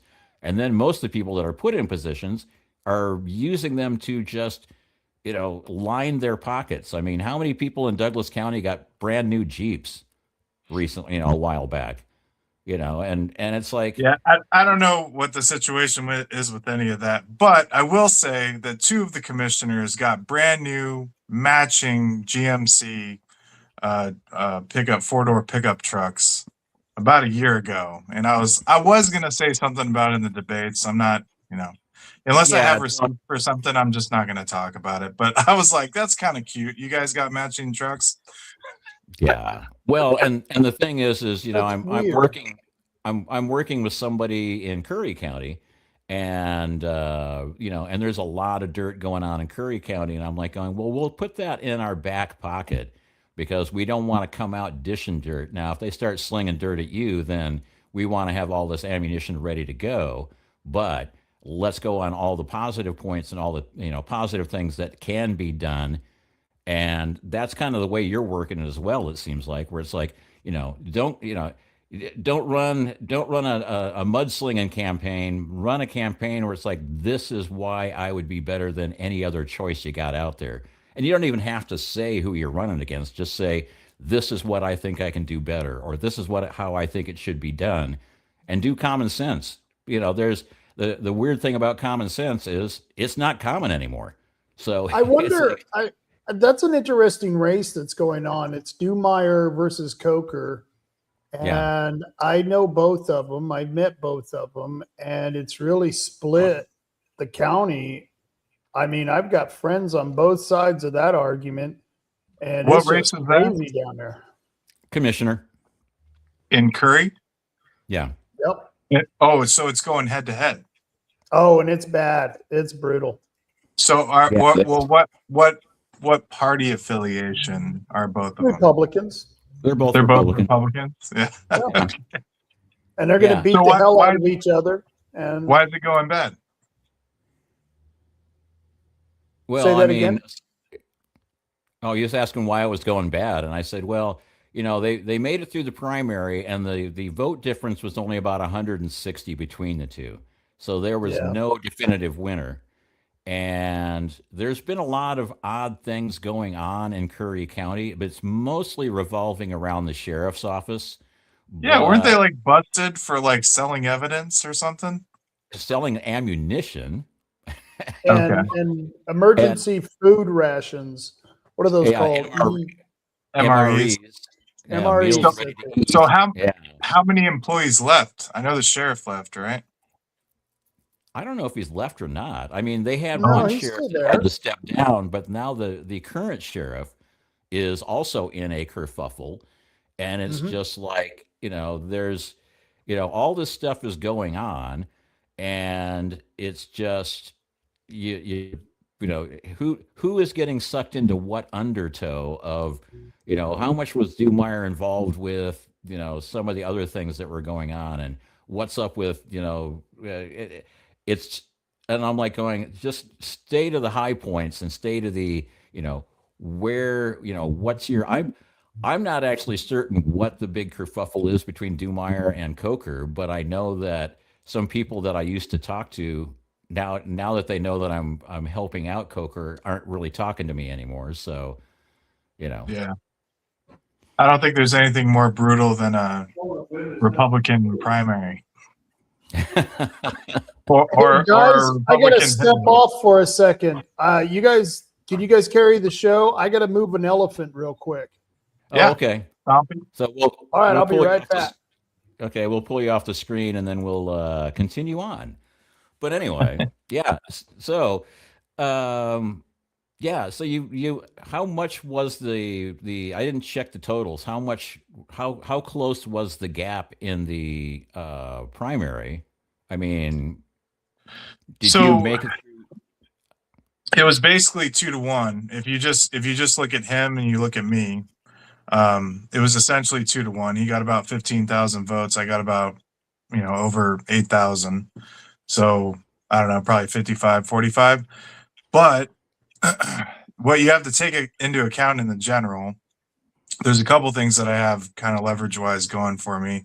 One is there's 2 liberal candidates that went. And one of them got I think, around 5,000 votes. The other one got around 2 or 3.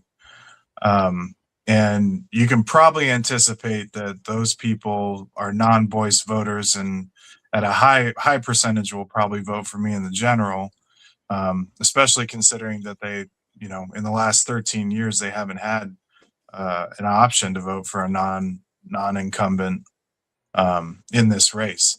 The other thing that I'm looking at that I feel is a good sticking point is, in 2013 or 2014, I'm not 100% sure, 70% of the county voted for term limits. This guy served 3 terms at this point. Okay. Right. And so if that sentiment is still the same, in the primary, there's about 31,000 votes to play with. In the general, there's going to be about 55,000, maybe 60,000. I think there's going to be a pretty good turnout. But I thought there was going to be a high turnout in the primary, and it was pretty average. So, but if it's pretty average, then it'll be 55,000. I mean, that's a lot of extra votes. And if it's bending 70-30 to people that, align with term limits, I mean, at that point, it's like I have the edge. I've cranked the numbers out, and I barely have the edge in the general, but I'm still like, this thing's got to be too big to rig. I am full bore, hitting every silo. We're gonna have to do the door knocking, the mailers, the streaming distribution on the commercials. Everything needs to be done. And I think we have to raise probably somewhere in the $20,000 to $30,000 neighborhood to get all that done. Yeah, I'm looking into what it takes to do streaming advertising that's targeted to, specific, names, addresses, neighborhoods, that type of things. Because, if you sign up for, let's say I have a Roku TV, and a lot of people do, and then you get your streaming services through that TV. Well, when you get those streaming services, they know the address of what your TV is, and they know who you are. And then you can reverse engineer that by the voter rolls and go, okay, I want to hit all the NAVs. I want to hit all the Republicans, the hard R's, and the NAVs in this area, because this is where we need a better turnout. So, and it's just part of the part of the new thing. I mean, I've gone off of terrestrial radio and terrestrial TV. Pardon me, I got a squeak there. Wait a minute, what's terrestrial radio and terrestrial TV?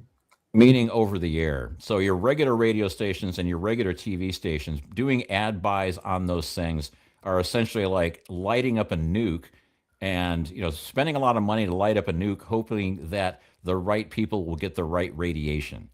When you're doing streaming advertising, you're basically saying, I want this advertisement to go to the Republicans in Douglas County that, voted twice in the last 2 elections. Or you can narrow it down by names and addresses if you need to. And that's the whole point. You want to target your limited advertising dollars to go to that type of thing. Since I used to own a radio station and I used to work in TV, I was always big on you got to get a TV ad, you got to get a radio ad. And now I'm like, yeah, you got to get a nice ad, but how are you going to get it out there? And it'd be like, YouTube ads, Roku ads, Spotify ads, things like that, where it's hitting the people that are already going to kind of be leaning in your direction, and then just push them across the line and go, you were thinking about, you wanted somebody good. Well, I'm somebody good running for this position. Vote for me. And they'll go, good idea. So that's good if you're doing that digital, you're doing that digital or over terrestrial. And so what about the flyers, the mail, I'm going to blast you with a mailer every week for the last 7 weeks of the election. You're not specifically referring to anything, are you? What? I said you're not specifically referring to any situation in the past couple of years, are you?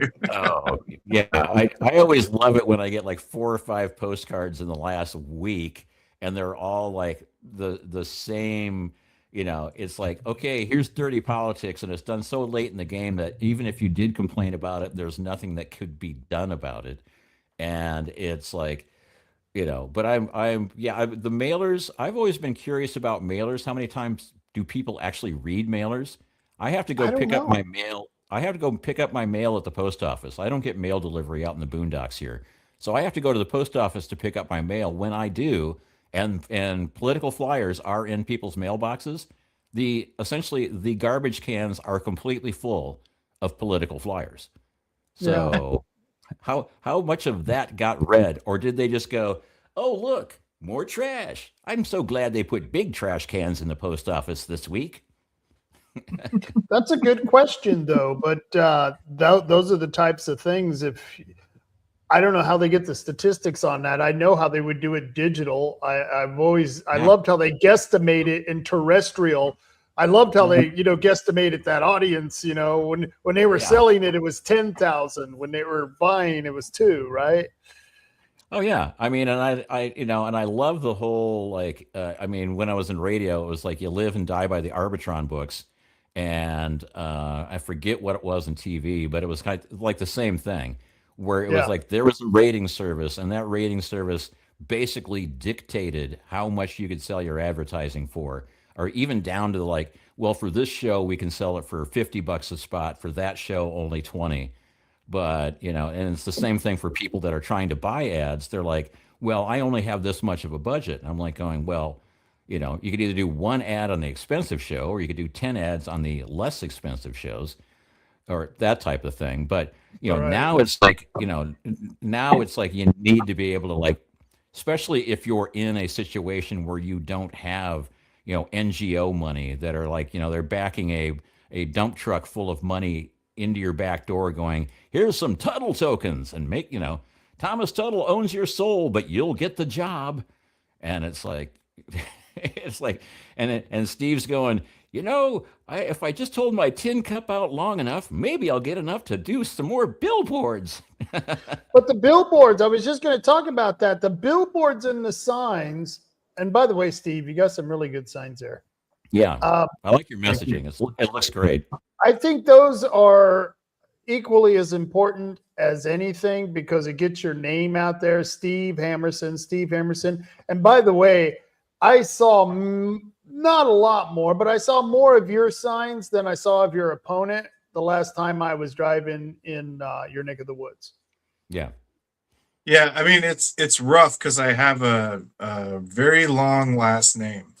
So I think the We Need Steve thing was pretty awesome, and that was a Ben Edtl brainchild thing. I mean, he even told me, he's like, because I was like, at first I was like, it just kind of, I don't know, it just seemed corny. I don't really like corny stuff, but it caught on, like, and I've talked to enough of my good friends' wives that are like, yeah, that's catchy, I like it, that I'm like, okay, I'm totally sold on it. But I've had people around me too. But the real problem is my last name is just way too long. So I mean, the sign that you see behind me, that's 8 feet. Yeah. And it took 8 feet across that entire sign to make my last name legible. Yeah. So it's like, Nice. it's very obvious I was not tailor-made for politics. Yeah. So Ben he did you a favor, because when you have a really short first name with that huge last name, it always leaves that blank spot, and you got to fill in with something that makes sense, because you got your name, your last name. So he did you a real good favor with that We Need Steve, because he filled up that 4 feet that was going to be completely blank, or maybe it would have had an American flag. That's what I usually do when it, Yeah, it's mutated a little bit from his original brainchild, but it's still really kind of sticking to the same, catchy type messaging. But I mean, the unfortunate thing about running that I see really is you have to, I don't know, you have to pander to voters that are uninformed, don't understand what's going on, and may make a decision to vote for you just because they like the way that you look, or they like the messaging that you're sending, or they, you know, and you see the worst version of this when you see the actions of these people in Salem and at a county level, and state and federal level, where it's like, you know, the actions don't match up with the words. And you go, it's like, yeah, you can say that you're pro this, or, you know, pro whatever, but then when you vote for bills that are anti what you're saying you're pro for, you know, it's like, to me, it was like, you know, Oregon Right to Life or the NRA, you know, that I have respect for the NRA, but when they actually perform and function, they endorse a lot of people that don't really actually protect the Second Amendment. So it's like when you see them as an organization going, oh yeah, we need to put this, when they're just like choosing people they think that are gonna win, that's when you start to go, oh, I really want Off's endorsement. I really want, you know, Gandalf. Like if the Lord of the Rings was the Second Amendment of the Ring, you know, Kevin Sterrett is Gandalf. So when Gandalf talks, you listen, you sit down and you listen, and then you take, you know, whatever little tidbits of information you can get from him.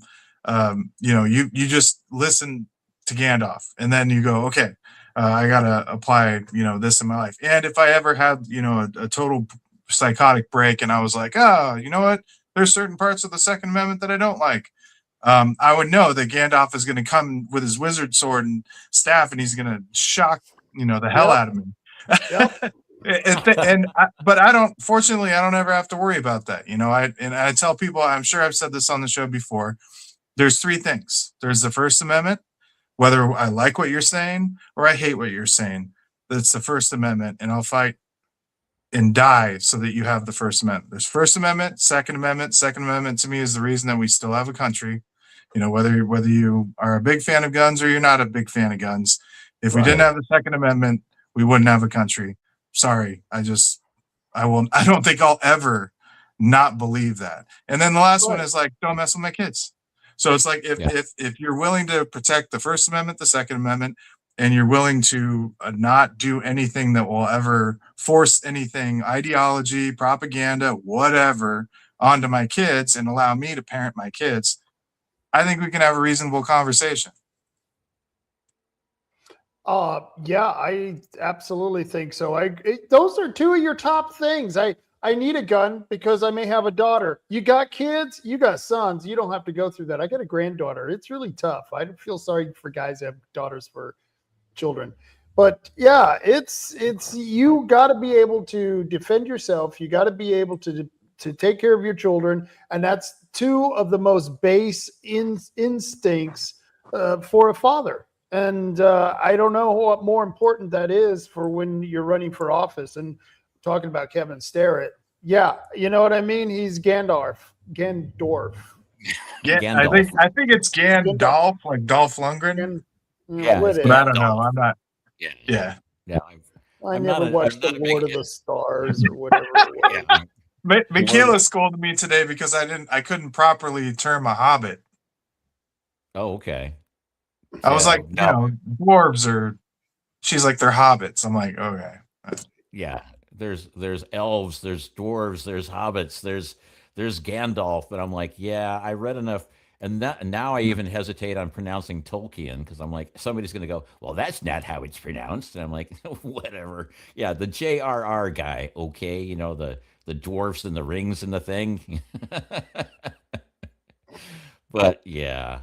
No, I mean, and that's the whole thing. A lot of people, yeah, a lot of things that people don't understand. It's not the Constitution is not like, if you're good, we will allow you to have these things. No, the Constitution is, these are the rights that were given to you by your Creator for being here, and you have the right to free speech. Doesn't mean you have the right to like what somebody's saying. It's not like the right to free speech doesn't mean you're going to like what somebody's saying at you, but I will definitely defend their ability to say that. I don't want to suppress them. I want to actually stand there and debate them and go, hey, you're an idiot, and here's why. But and it's like it's the reason debate that misses so often. And yeah, if we didn't have the Second Amendment, we would be no better off than North Korea right now, or maybe Would even be South Canada. Korea. Yeah, well, Canada. Oh, Canada. We're really, Steve, truly have you screwed. seen what's going on in South Korea? We were on a show with Dr. Douglas Frank, Yeah. Yeah. and that was just a color revolution has taken place in South Korea. Yeah. It's nobody's talking about it, and it's the weirdest freaking thing. It's just bizarre. And it's done the exact same way they're doing it here now. The same way that they took over Venezuela, the same way they took over Brazil, the same way they overthrew the Ukraine. The same thing's going on in South Korea, and it's going on here, but it's going on at a slower pace, and it's going on with so much. Ever since 2012, when the Smith-Mundt Act got repealed, all of the major media outlets have been propaganda arms of the people that are essentially trying to overthrow our country. And if we weren't holding, every time they have a false flag operation, and it's like, oh, a mass shooting, we ought to get rid of all the guns. And it's Right. like, well, they keep doing that on purpose because they're trying to get public sentiment to say guns bad. We need to get rid of guns. And as soon as we get rid of guns, we're all living in gulags if they let us live at all. So Though I believe that the shootings are real, not that they're being done by trannies. I'm totally believing that. If you watched any 70s movie, it was always the tranny who was a psycho and out there killing Yeah. people. I don't know, Steve, you probably don't remember those freaky movies they used to make in the 70s, but the bad guy would always be some weird tranny rocker person, and they would turn out to be, going to put acid in the water or something. Valley of the Dolls. Valley of the Doll. Yeah, exactly. Totally. Well, okay, so here's my question. Like in America, you would say who's driving the long-term strategy, destruction of America, ideology. George Soros, CCP, China as a whole. So who did Dr. Frank address who's driving that in South Korea? I assume the same bad actors. It's some of the same people. It's some of the same actors.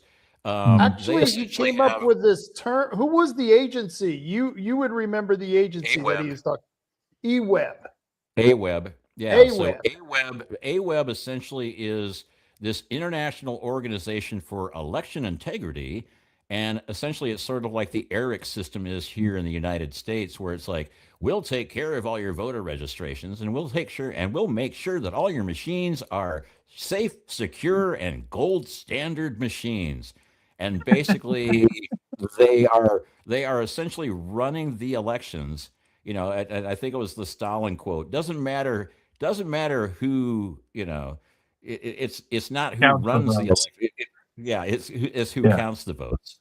It's not who votes, it's who counts the votes. And the whole thing here is AWEB is this international organization that basically is sort of like an arm of Dominion. And all they're, essentially all they're doing is they're running all these elections. And I think it was like 91 countries where they're running elections. It was huge. And, 111 jurisdictions and 91 countries. And there we go. Election management bodies worldwide. And of course, I can't parse Korean very well, but it's a lot of entertainment because Dr. Frank went through the whole thing and he said it's eerily similar to what went on, what's going on here and what's going on there, because when the president was elected and the president said, I'm sending the military out to go collect all the election machines. The parliament within whatever they call their parliament there, within 2-3 days, basically impeached him and then basically arrested him and put him under house arrest. And then they had another election and put in a new president who is an idiot, and he's called Biden. No, he's not Biden. But Biden got a new job. He's president of South Korea now. But You know what I always hear people talking about, I don't know, negatively about Biden's presidency. Honest, and it always brings me to like, dude, it was the weekend at Bernie's, man. Like Yeah, it that was. was elder abuse. Like, does that guy even know where he is? Like, does he even know what's happening? Like that, the whole presidency to me was just elder abuse, like on Yeah. unprecedented display.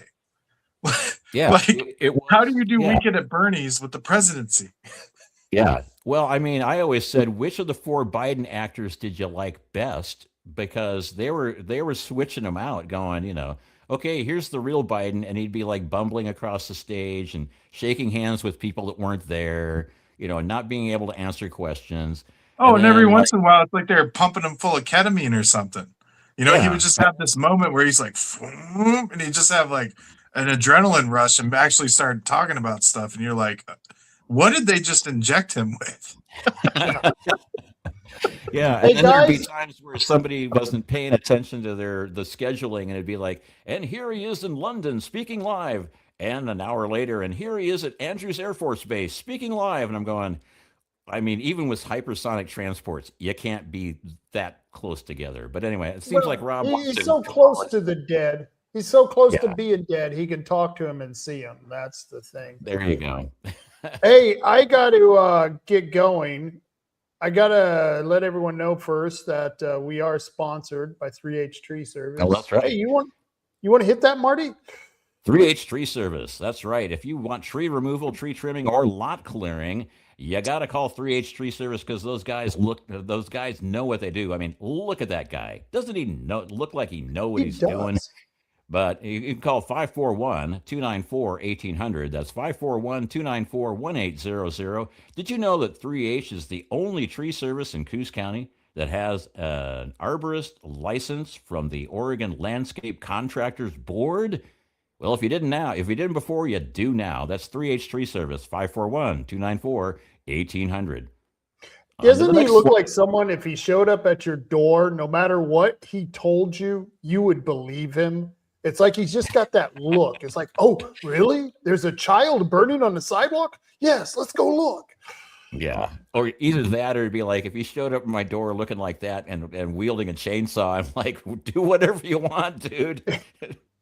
How much money do you want?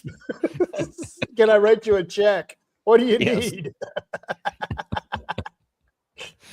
And then there's Tom and Gigs. They actually do real auto repairs, and they have lift kits and performance accessories.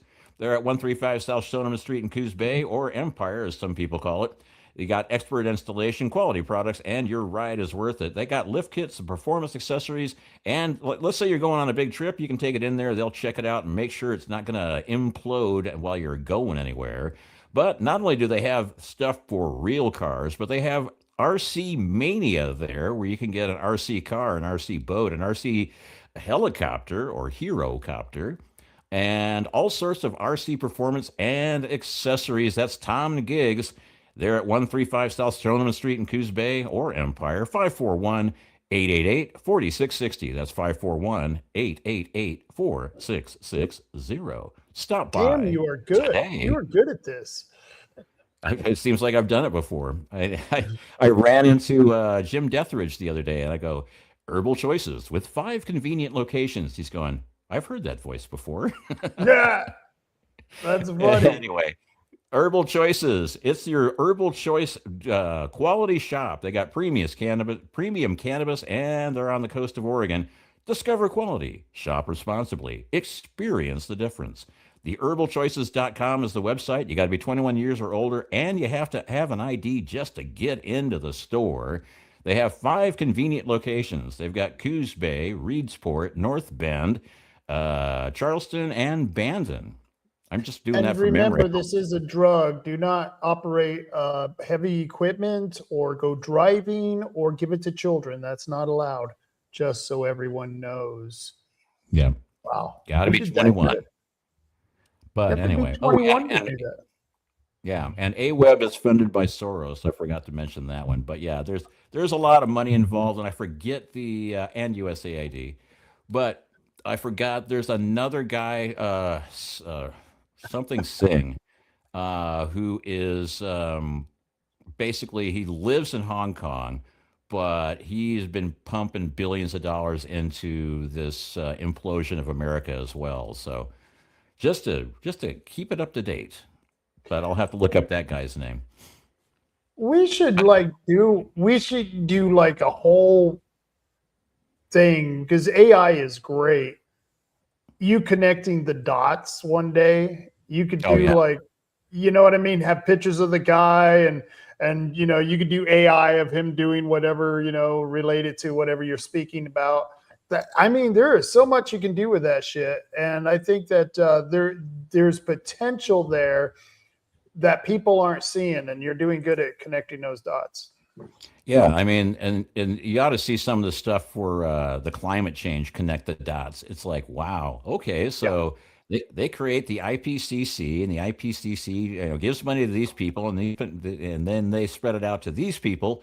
And oh, by the way, China and India, even though they are the largest polluters in the world, are given a free ride. They don't have to follow the stuff. And I'm like, wow, isn't that convenient? But there's a lot of great connect the dots. I mean, Data Republican was doing a lot of great work, like connecting NGOs through their tax information. Yep. And it's like, here's the EIN for this NGO, which gave money to these 5 NGOs that gave money to this one. And now it gets back to David Brock Smith or Gedry or, and it's just the laundry list of people that are right here in Coos County or near Coos County. And then I started looking into the smurfing, the Act Blue. And, when they donate, Act Blue donates in people's names without their knowledge. There was hundreds of them in Bandon and Coos Bay where they were doing 2,000-3,000 donations. And I bet if I contacted any of those people, they'd go, "What do you mean? I never donated like $2,300 to Act Blue." Remember I told you I looked up Thomas Tuttle's donations, and they were all coming from this Thomas Tuttle that was clearly, to me, wasn't the same Tuttle, but it was weird because it was the house was owned by so-and-so Tuttle, so I don't know how this person was related to those people, but they were like $20, $30, $5. You know what I mean? It was like all really low, but hundreds and hundreds of them under this guy's name. And it was like, well, this doesn't even, here's 200, here, you know what I mean? It's like you give them big amounts. Who makes $385 $5 donations in 15 minutes? Yeah, that's just not even real. Why don't you just do one big lump sum? Because if you keep it under a number, then it doesn't hit the radar of the automated systems that are looking for large donations. If you do $3,000 $5 donations, it doesn't hit the system the same way that one $15,000 donation does. That's wrong. There is just that is wrong.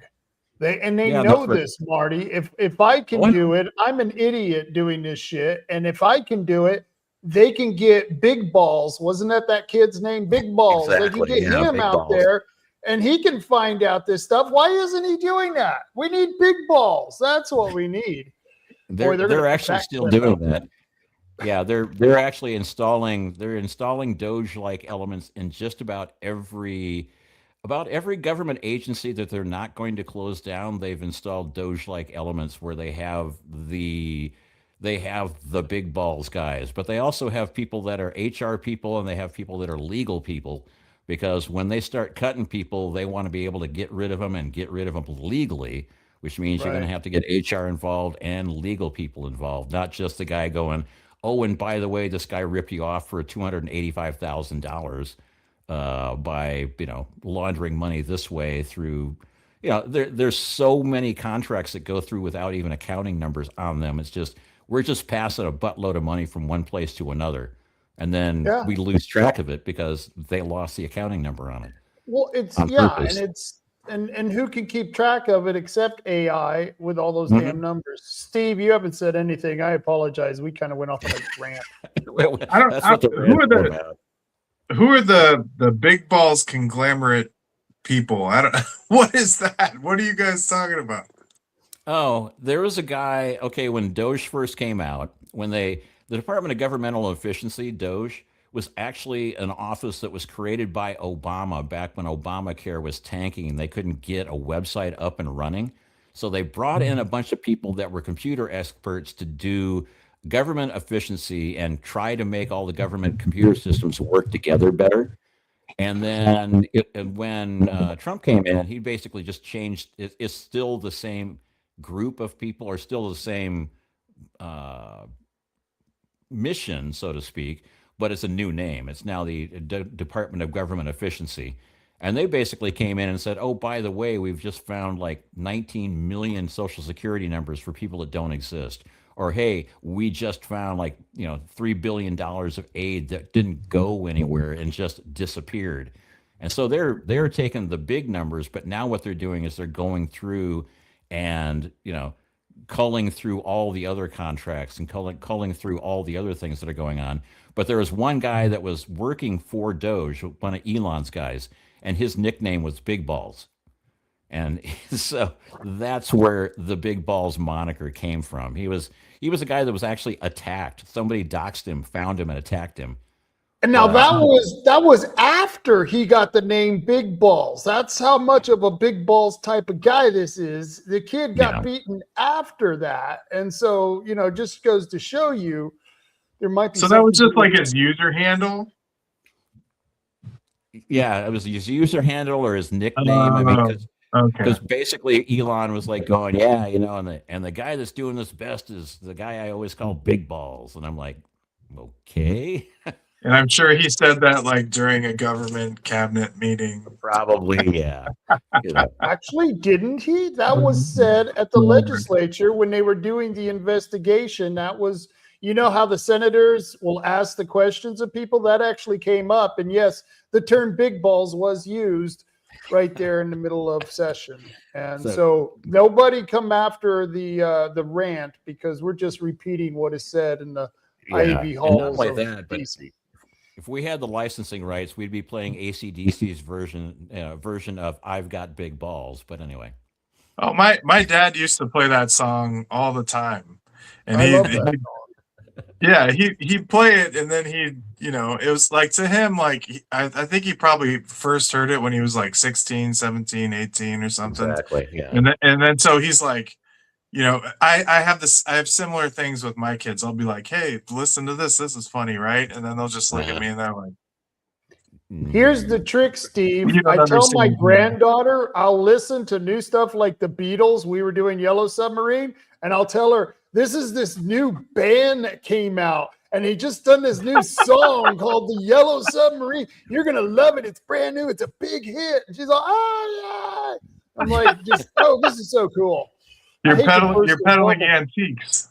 Yeah, exactly. But it's Peter Max cartoon, so you got to, it's got that kind of look to it where it could be, SpongeBob SquarePants or, My Pretty Pony, But yeah, I mean, my dad did the same thing. He used to play some songs that he thought were funny and risque, and I actually kind of liked them. I thought they were funny too because I got his sense of humor. So, I mean, in more ways than one. I mean, I think I inherited it. So. But me too. I think I got my sense of humor from my dad. Although I'll never have as cool of a laugh as he had. It was like a horse that was like neighing and laughing at it was like like anytime you walked into my dad's house and you hear that it was like, we're having a good time tonight. Nice. So Marty's probably old enough to remember this. We used to buy comedian records. I had a Steve Martin, a Bill Cosby. Oh, yeah. Bill Cosby, remember? Right. And so we used to, that's what we were thrilled. We would play these albums, we were about 12 years old, and you would listen to that shit. And it was like your mom would get mad at you. It was like, he said the N-word and all this stuff. And you're like, no, it's cool. It's hip. It's all right. He's actually black, Ma. And so, who was the worst was Richard Pryor. Oh my God, man. I remember playing him. He brought the record home, and my parents were like, That's a bit too much, but yeah. Oh, I mean, it was like, who was the guy that did "Hello, Mother, Hello, Father, Here we are at Camp Granada."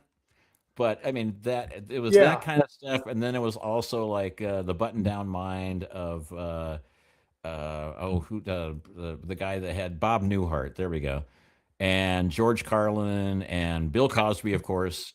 Bob Yeah, Newhart was freaking hilarious. The Bob yeah, Newhart show, when he would go on tour and you would get to hear, because he had, like you said, he did a record. I heard him on the yeah, radio. I never had a record of his. And he was freaking phenomenal. He was just hilarious. yeah, Sit down, yeah. Whitey. The black guy who gets on the elevator tells him, sit down, Whitey. No, I'm talking to my dog. Yeah, I mean, because the Button Down Mind was a one of his records, and we also had the Bill Cosby one where it was like he was doing Fat Albert stuff, Hey, it's Yeah. Fat Albert. See, my generation was like Adam Sandler. There you go. He was doing albums when I was like 14, 15, 16. And I remember I got an Adam Sandler cassette tape. I think it wasn't They're All Gonna Laugh at You. It was the album after They're All Gonna Laugh at You. And I got the cassette tape at, like, I don't know, it was Tower Records or something. Yeah. And my stepmom was like, "Oh, you want to listen to this? You just got it. You're all excited to get this. You want to listen to it on the way home?" And I'm like, "Sure, if I'm allowed to." And I Right. put that thing in, and she was just looking at me like, "What is wrong with you?"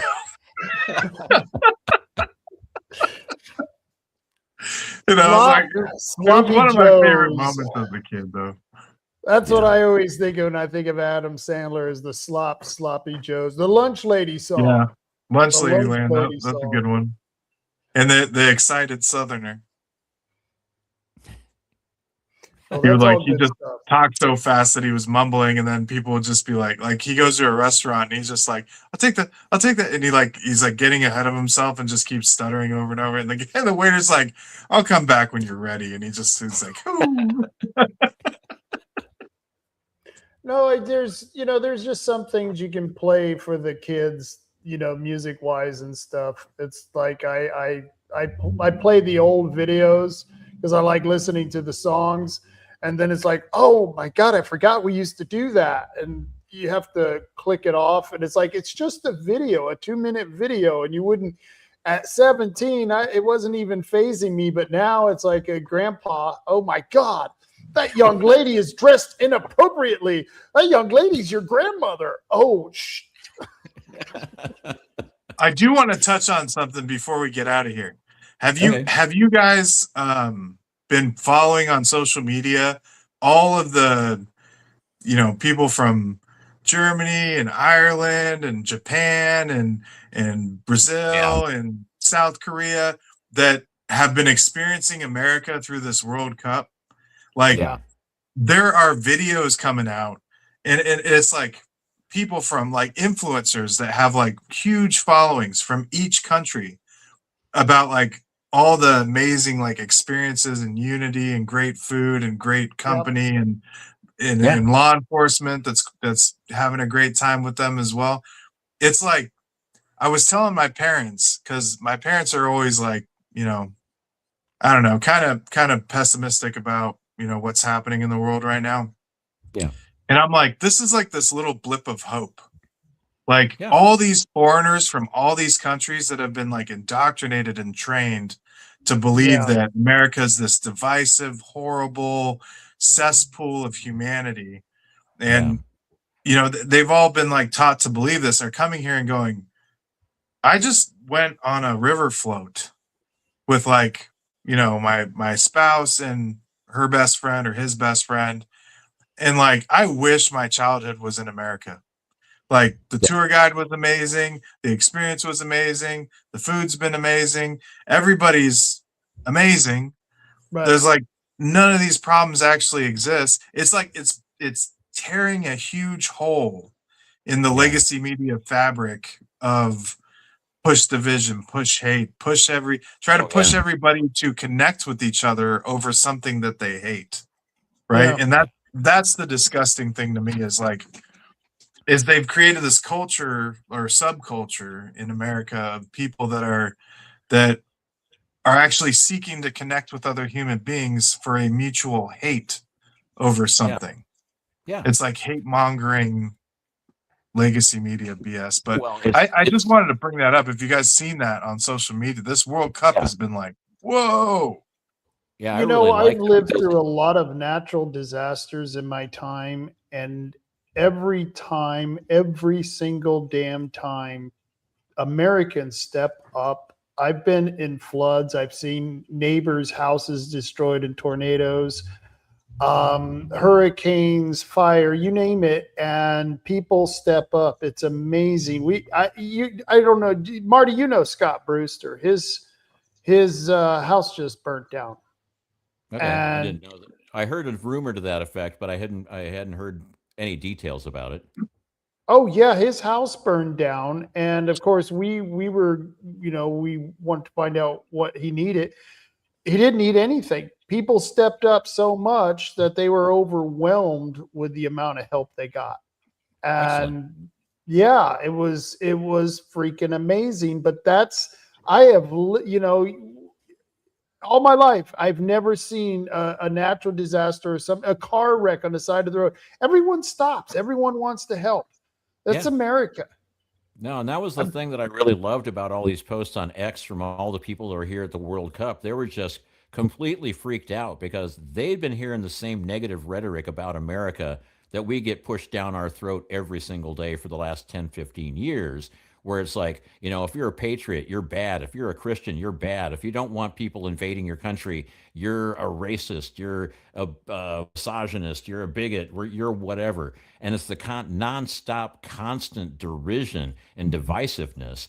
And they were getting the same thing. And then they get over here and they're going to stadiums where it's like everybody's doing the wave, and they're going to like a Buc-ee's and going like, look at the size of the sandwich. And what do you mean I get free soda refills? And, it's like, yeah. And so we went through this police line to get into the stadium, and the police were like high-fiving people and saying hello. And it's like, whoa, and then we went on a road trip and we stopped at this diner and everybody was nice to us and everybody wanted to know things. And it was like the nicest place I've ever been. And people were like, oh man, I wish I'd grown up in America too. It's like, everybody's great here, and it's great because they don't, they haven't been living in the constant divisive, derisive section. I mean, I had a good friend of mine going, I was here for the bicentennial in 1976, and it's like I just don't see the same kind of people,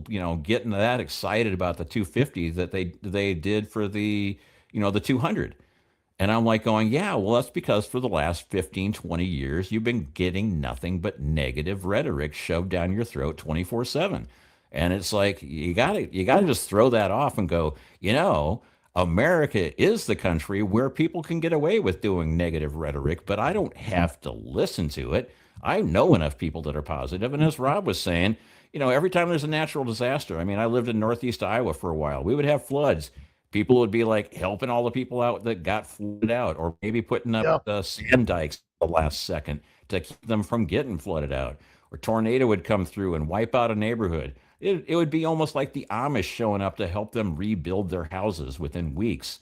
It would be, a car accident, a two-car car accident on the freeway, or a two-car car accident. There'd be like 8 cars stopped to see if they could help. Yep. And somebody would always have like extra jumper cables or extra chains or extra ways to get people help, and you're always carrying stuff in your trunk that, in case you need, extra tools or chains or, that kind of thing, because that's just the way people are. I mean, and people will gravitate to that if you give them the opportunity to do so. And that's the wonderful thing about all these people showing up from outside of the country. Once they got here, they were sending back all these reports about, oh my goodness, this is a great place. And we got the opportunity to look at it and through a different set of eyes and go, you know what? You're absolutely correct. This is a great place. I've always known that. That's why I don't have a passport. I ain't going fucking nowhere. Well, I have a passport because certain states are like, you're going to need a passport to travel now. And I'm like, so Oregon has actually seceded from the Union now. I need a passport to fly through Portland. Super. Yeah, I'm not doing the whole real ID thing. No, and it's funny. I tried to get a real ID when I had to renew my driver's license. And so I show up and they say, to get a real ID, you have to bring your passport and you have to bring a tax form with your social security number on it. I'm going, okay, I got those. And so I show up with my passport and I show up with my driver's license and I show up My with a bunch of tax God. forms. And they go, well, we're only doing W-2s or 1099s. And I'm like going, well, this is a K-1, which means I own a corporation and the corporation's got my EIN, which is my SSN, and that has my name on it and my social security number. So it's the same thing. And they're going, well, we don't get that because we can only do 1099s or W-2s. And I'm like, you know what? I really don't want a real ID anyway. Bite me. Just take my damn Yeah. picture and give me my license. I'm not going anywhere. I'm Yeah. going to shoot my way out if I have to, but I ain't going anywhere. Damn them all. Hey, guys, I really enjoyed this, but I got to get going. I got to get up early in the morning and do a parade thing. It's crazy. So And are I you want to doing thank a you both for parade? coming on the show and talking about the 4th of July. Ooh, I forgot about that. I had a graphic I wanted to put up for the 4th of July. Let me Hour and a see. half. Happy birthday, America. Yeah, Happy dig birthday, that. America. Yeah, we got an hour and a half to go. Come on, you can do it. Come on, computer, you can do it. You want me to do it? Oh no, I was going to put up a thing for the 4th of July. Is that it? Just a sec. Oh yeah, about calling 911. Yeah. I just love this one. It's like calling 911 on the 4th of July. No, people are setting off fireworks. Don't call 911. Firework debris is falling in my yard. Don't call 911. Body parts landing in your yard. Yeah, call 911. Or if it's people setting off fireworks, don't call 911. People just set their house on fire. Yeah, you should probably call them. My wife is too upset to sleep. Don't call 911. My wife won't wake up. You should probably call 911. And the last one is, my cat is upset and hiding. Yeah, don't call 911. My cat is shooting back. You should probably call 911. So just some simple rules for calling 911 on the 4th of July. I Please am glad enjoy the you 4th. cleared that up. Yeah. You know what I mean? Those are arguments that I've actually seen on Facebook. Oh, we should outlaw it because my dog is in the bathroom. Well, you know, my dog was in the bathroom too, but I'm not going to stop the celebration of our country. Yeah, exactly. Yeah, I Damn. mean, it's like, yeah, I want everyone to enjoy the 4th of July and celebrate responsibly and try not to blow your thumb off and, you know, don't start a fire. But other than that, celebrate the fact that we made it for 250 years. And if we keep fighting for it, yeah, maybe we'll make it another year. Let's just shoot for one more year, shall we? So what are you I doing say tomorrow try night? for 300. Yeah. What are let's you go for doing 300. tomorrow night, Steve? Tomorrow night, Yeah. Where are you going to Probably- be at tomorrow night? I'm probably sleeping. I mean, No we fireworks, have a though. really cool view from our front porch. So I mean, we usually New Year's and 4th of July, the fireworks kind of like explode at eye line. So we Oh, usually nice. just sit as a family on the porch and just watch. Beautiful. Marty, After you doing anything? I'll either probably be in your neighborhood hanging out in the graveyard, or I'll be above the Arcade Tavern on the cliff. Either way, are you going to be hanging out at the graveyard this year? You know, give me a call because I'm supposed to be drinking with neighbors. So by the time you give me a call, I'll be ready to go down to the graveyard. The first time I moved to Oregon, they told me, we're going to go down to the graveyard and watch fireworks. And I'm all, holy shit, these Oregonians. And then they tell me this, bring a blanket because it's going to be cold. And I was all, it's July. It was the Yeah. coldest damn July I've ever lived, man. Yeah. And yeah, we were at the cemetery watching the fireworks over the bay because these people gave the best spot to watch fireworks Yeah. to the dead. I always wondered why you need a view lot for your corpse, I don't know. but Yeah, maybe when people don't come visit you, at least they can look at something like a nice vista, I guess. But yeah, I thought it was kind of odd because I went over to Rob's to do something else. I was just going to drop something off for the 4th of July. He's like, "Oh, we're going to walk down and watch the fireworks." And I'm going, "Okay, sure, I'll walk down with you." I'm like, "So we're walking into a graveyard to watch the fireworks, and people are Yep. putting blankets down." And I'm like, "Okay, that's different, but the way the wind blows here, it's 60 degrees, it's kind of misty, and the Yeah. wind blows, you're like, yeah, you definitely need a blanket." And it's the 4th of July. So So yeah, that's Oregon. it's either that or hang out on the cliff over the arcade tavern, because at the port and the arcade, they have a whole bunch of people that brought in a whole bunch of fireworks that are actually just as impressive as the fireworks put on professionally over in Bullard's Beach. So That's what I love about it. The whole city of Bandon goes off because all the tourists are here right now. Yeah. Downtown is going to be all filled up and good stuff. So yeah, tomorrow's going to be fun at the parade. You're going to be at the parade. I'll probably be standing at the police station where I always stand, waving at people. I mean, last We'll year, wave. last year I was collecting candy so I could pitch it at David Brocksmith when he went by. But from what I understand, he's not going to be in the parade, so I won't have anybody to throw candy at this year. We didn't endorse him. He's allowed to come back and give us a reason. And I'll invite you, Steve. We'll have you on down here if David decides to come and ask for an endorsement. Excellent. I bet you that we could get people lined out the door if we got him here. That's how bad it is. Yeah. Well, if you put in a dunk tank, I'm sure you could make a lot of No, money. I was just gonna say. Wow, that's a genius freaking idea. People would pay a lot of money for that dunk tank. I know. Sorry, the line goes around the block. You're going to have to go 3 blocks down to get in line, but trust me, it's worth it. Yeah. I'd be willing to do a contest because there's many of the lefties that hate me here. Maybe we could do a fundraiser. I should contact David and say, "Hey, look, we'll do a double dunk tank and we'll see who raises the most money." Okay. Because we'll see who's the most hated here, because I'm also very unpopular with the leftist crowd here, which I miss. I kind of miss the left. I don't get to argue with them. I argue with the Republicans so much now. It's crazy. Well, and the nice thing is due to the fact that you're going to be in a dunk tank where leftists are throwing at you, your chances of actually getting dunked is probably pretty close to 0. I mean, and Yep. if they have them, if they have them 10 feet away, it'd be like, thump. There's the windup, there's the pitch, and it's in the dirt right at its feet. Oh, Marty can call it. Yeah, exactly. That's hilarious. Come one, come all, and dunk David Brocksmith. And it's like, That- and, three for $1. Let's see. I honestly think that's a really good idea. Like having someone call as they're pitching, like that would be cool. That I'd would be totally cool. But yeah, I love this dunk tank idea. Because Marty could throw some humor in there too.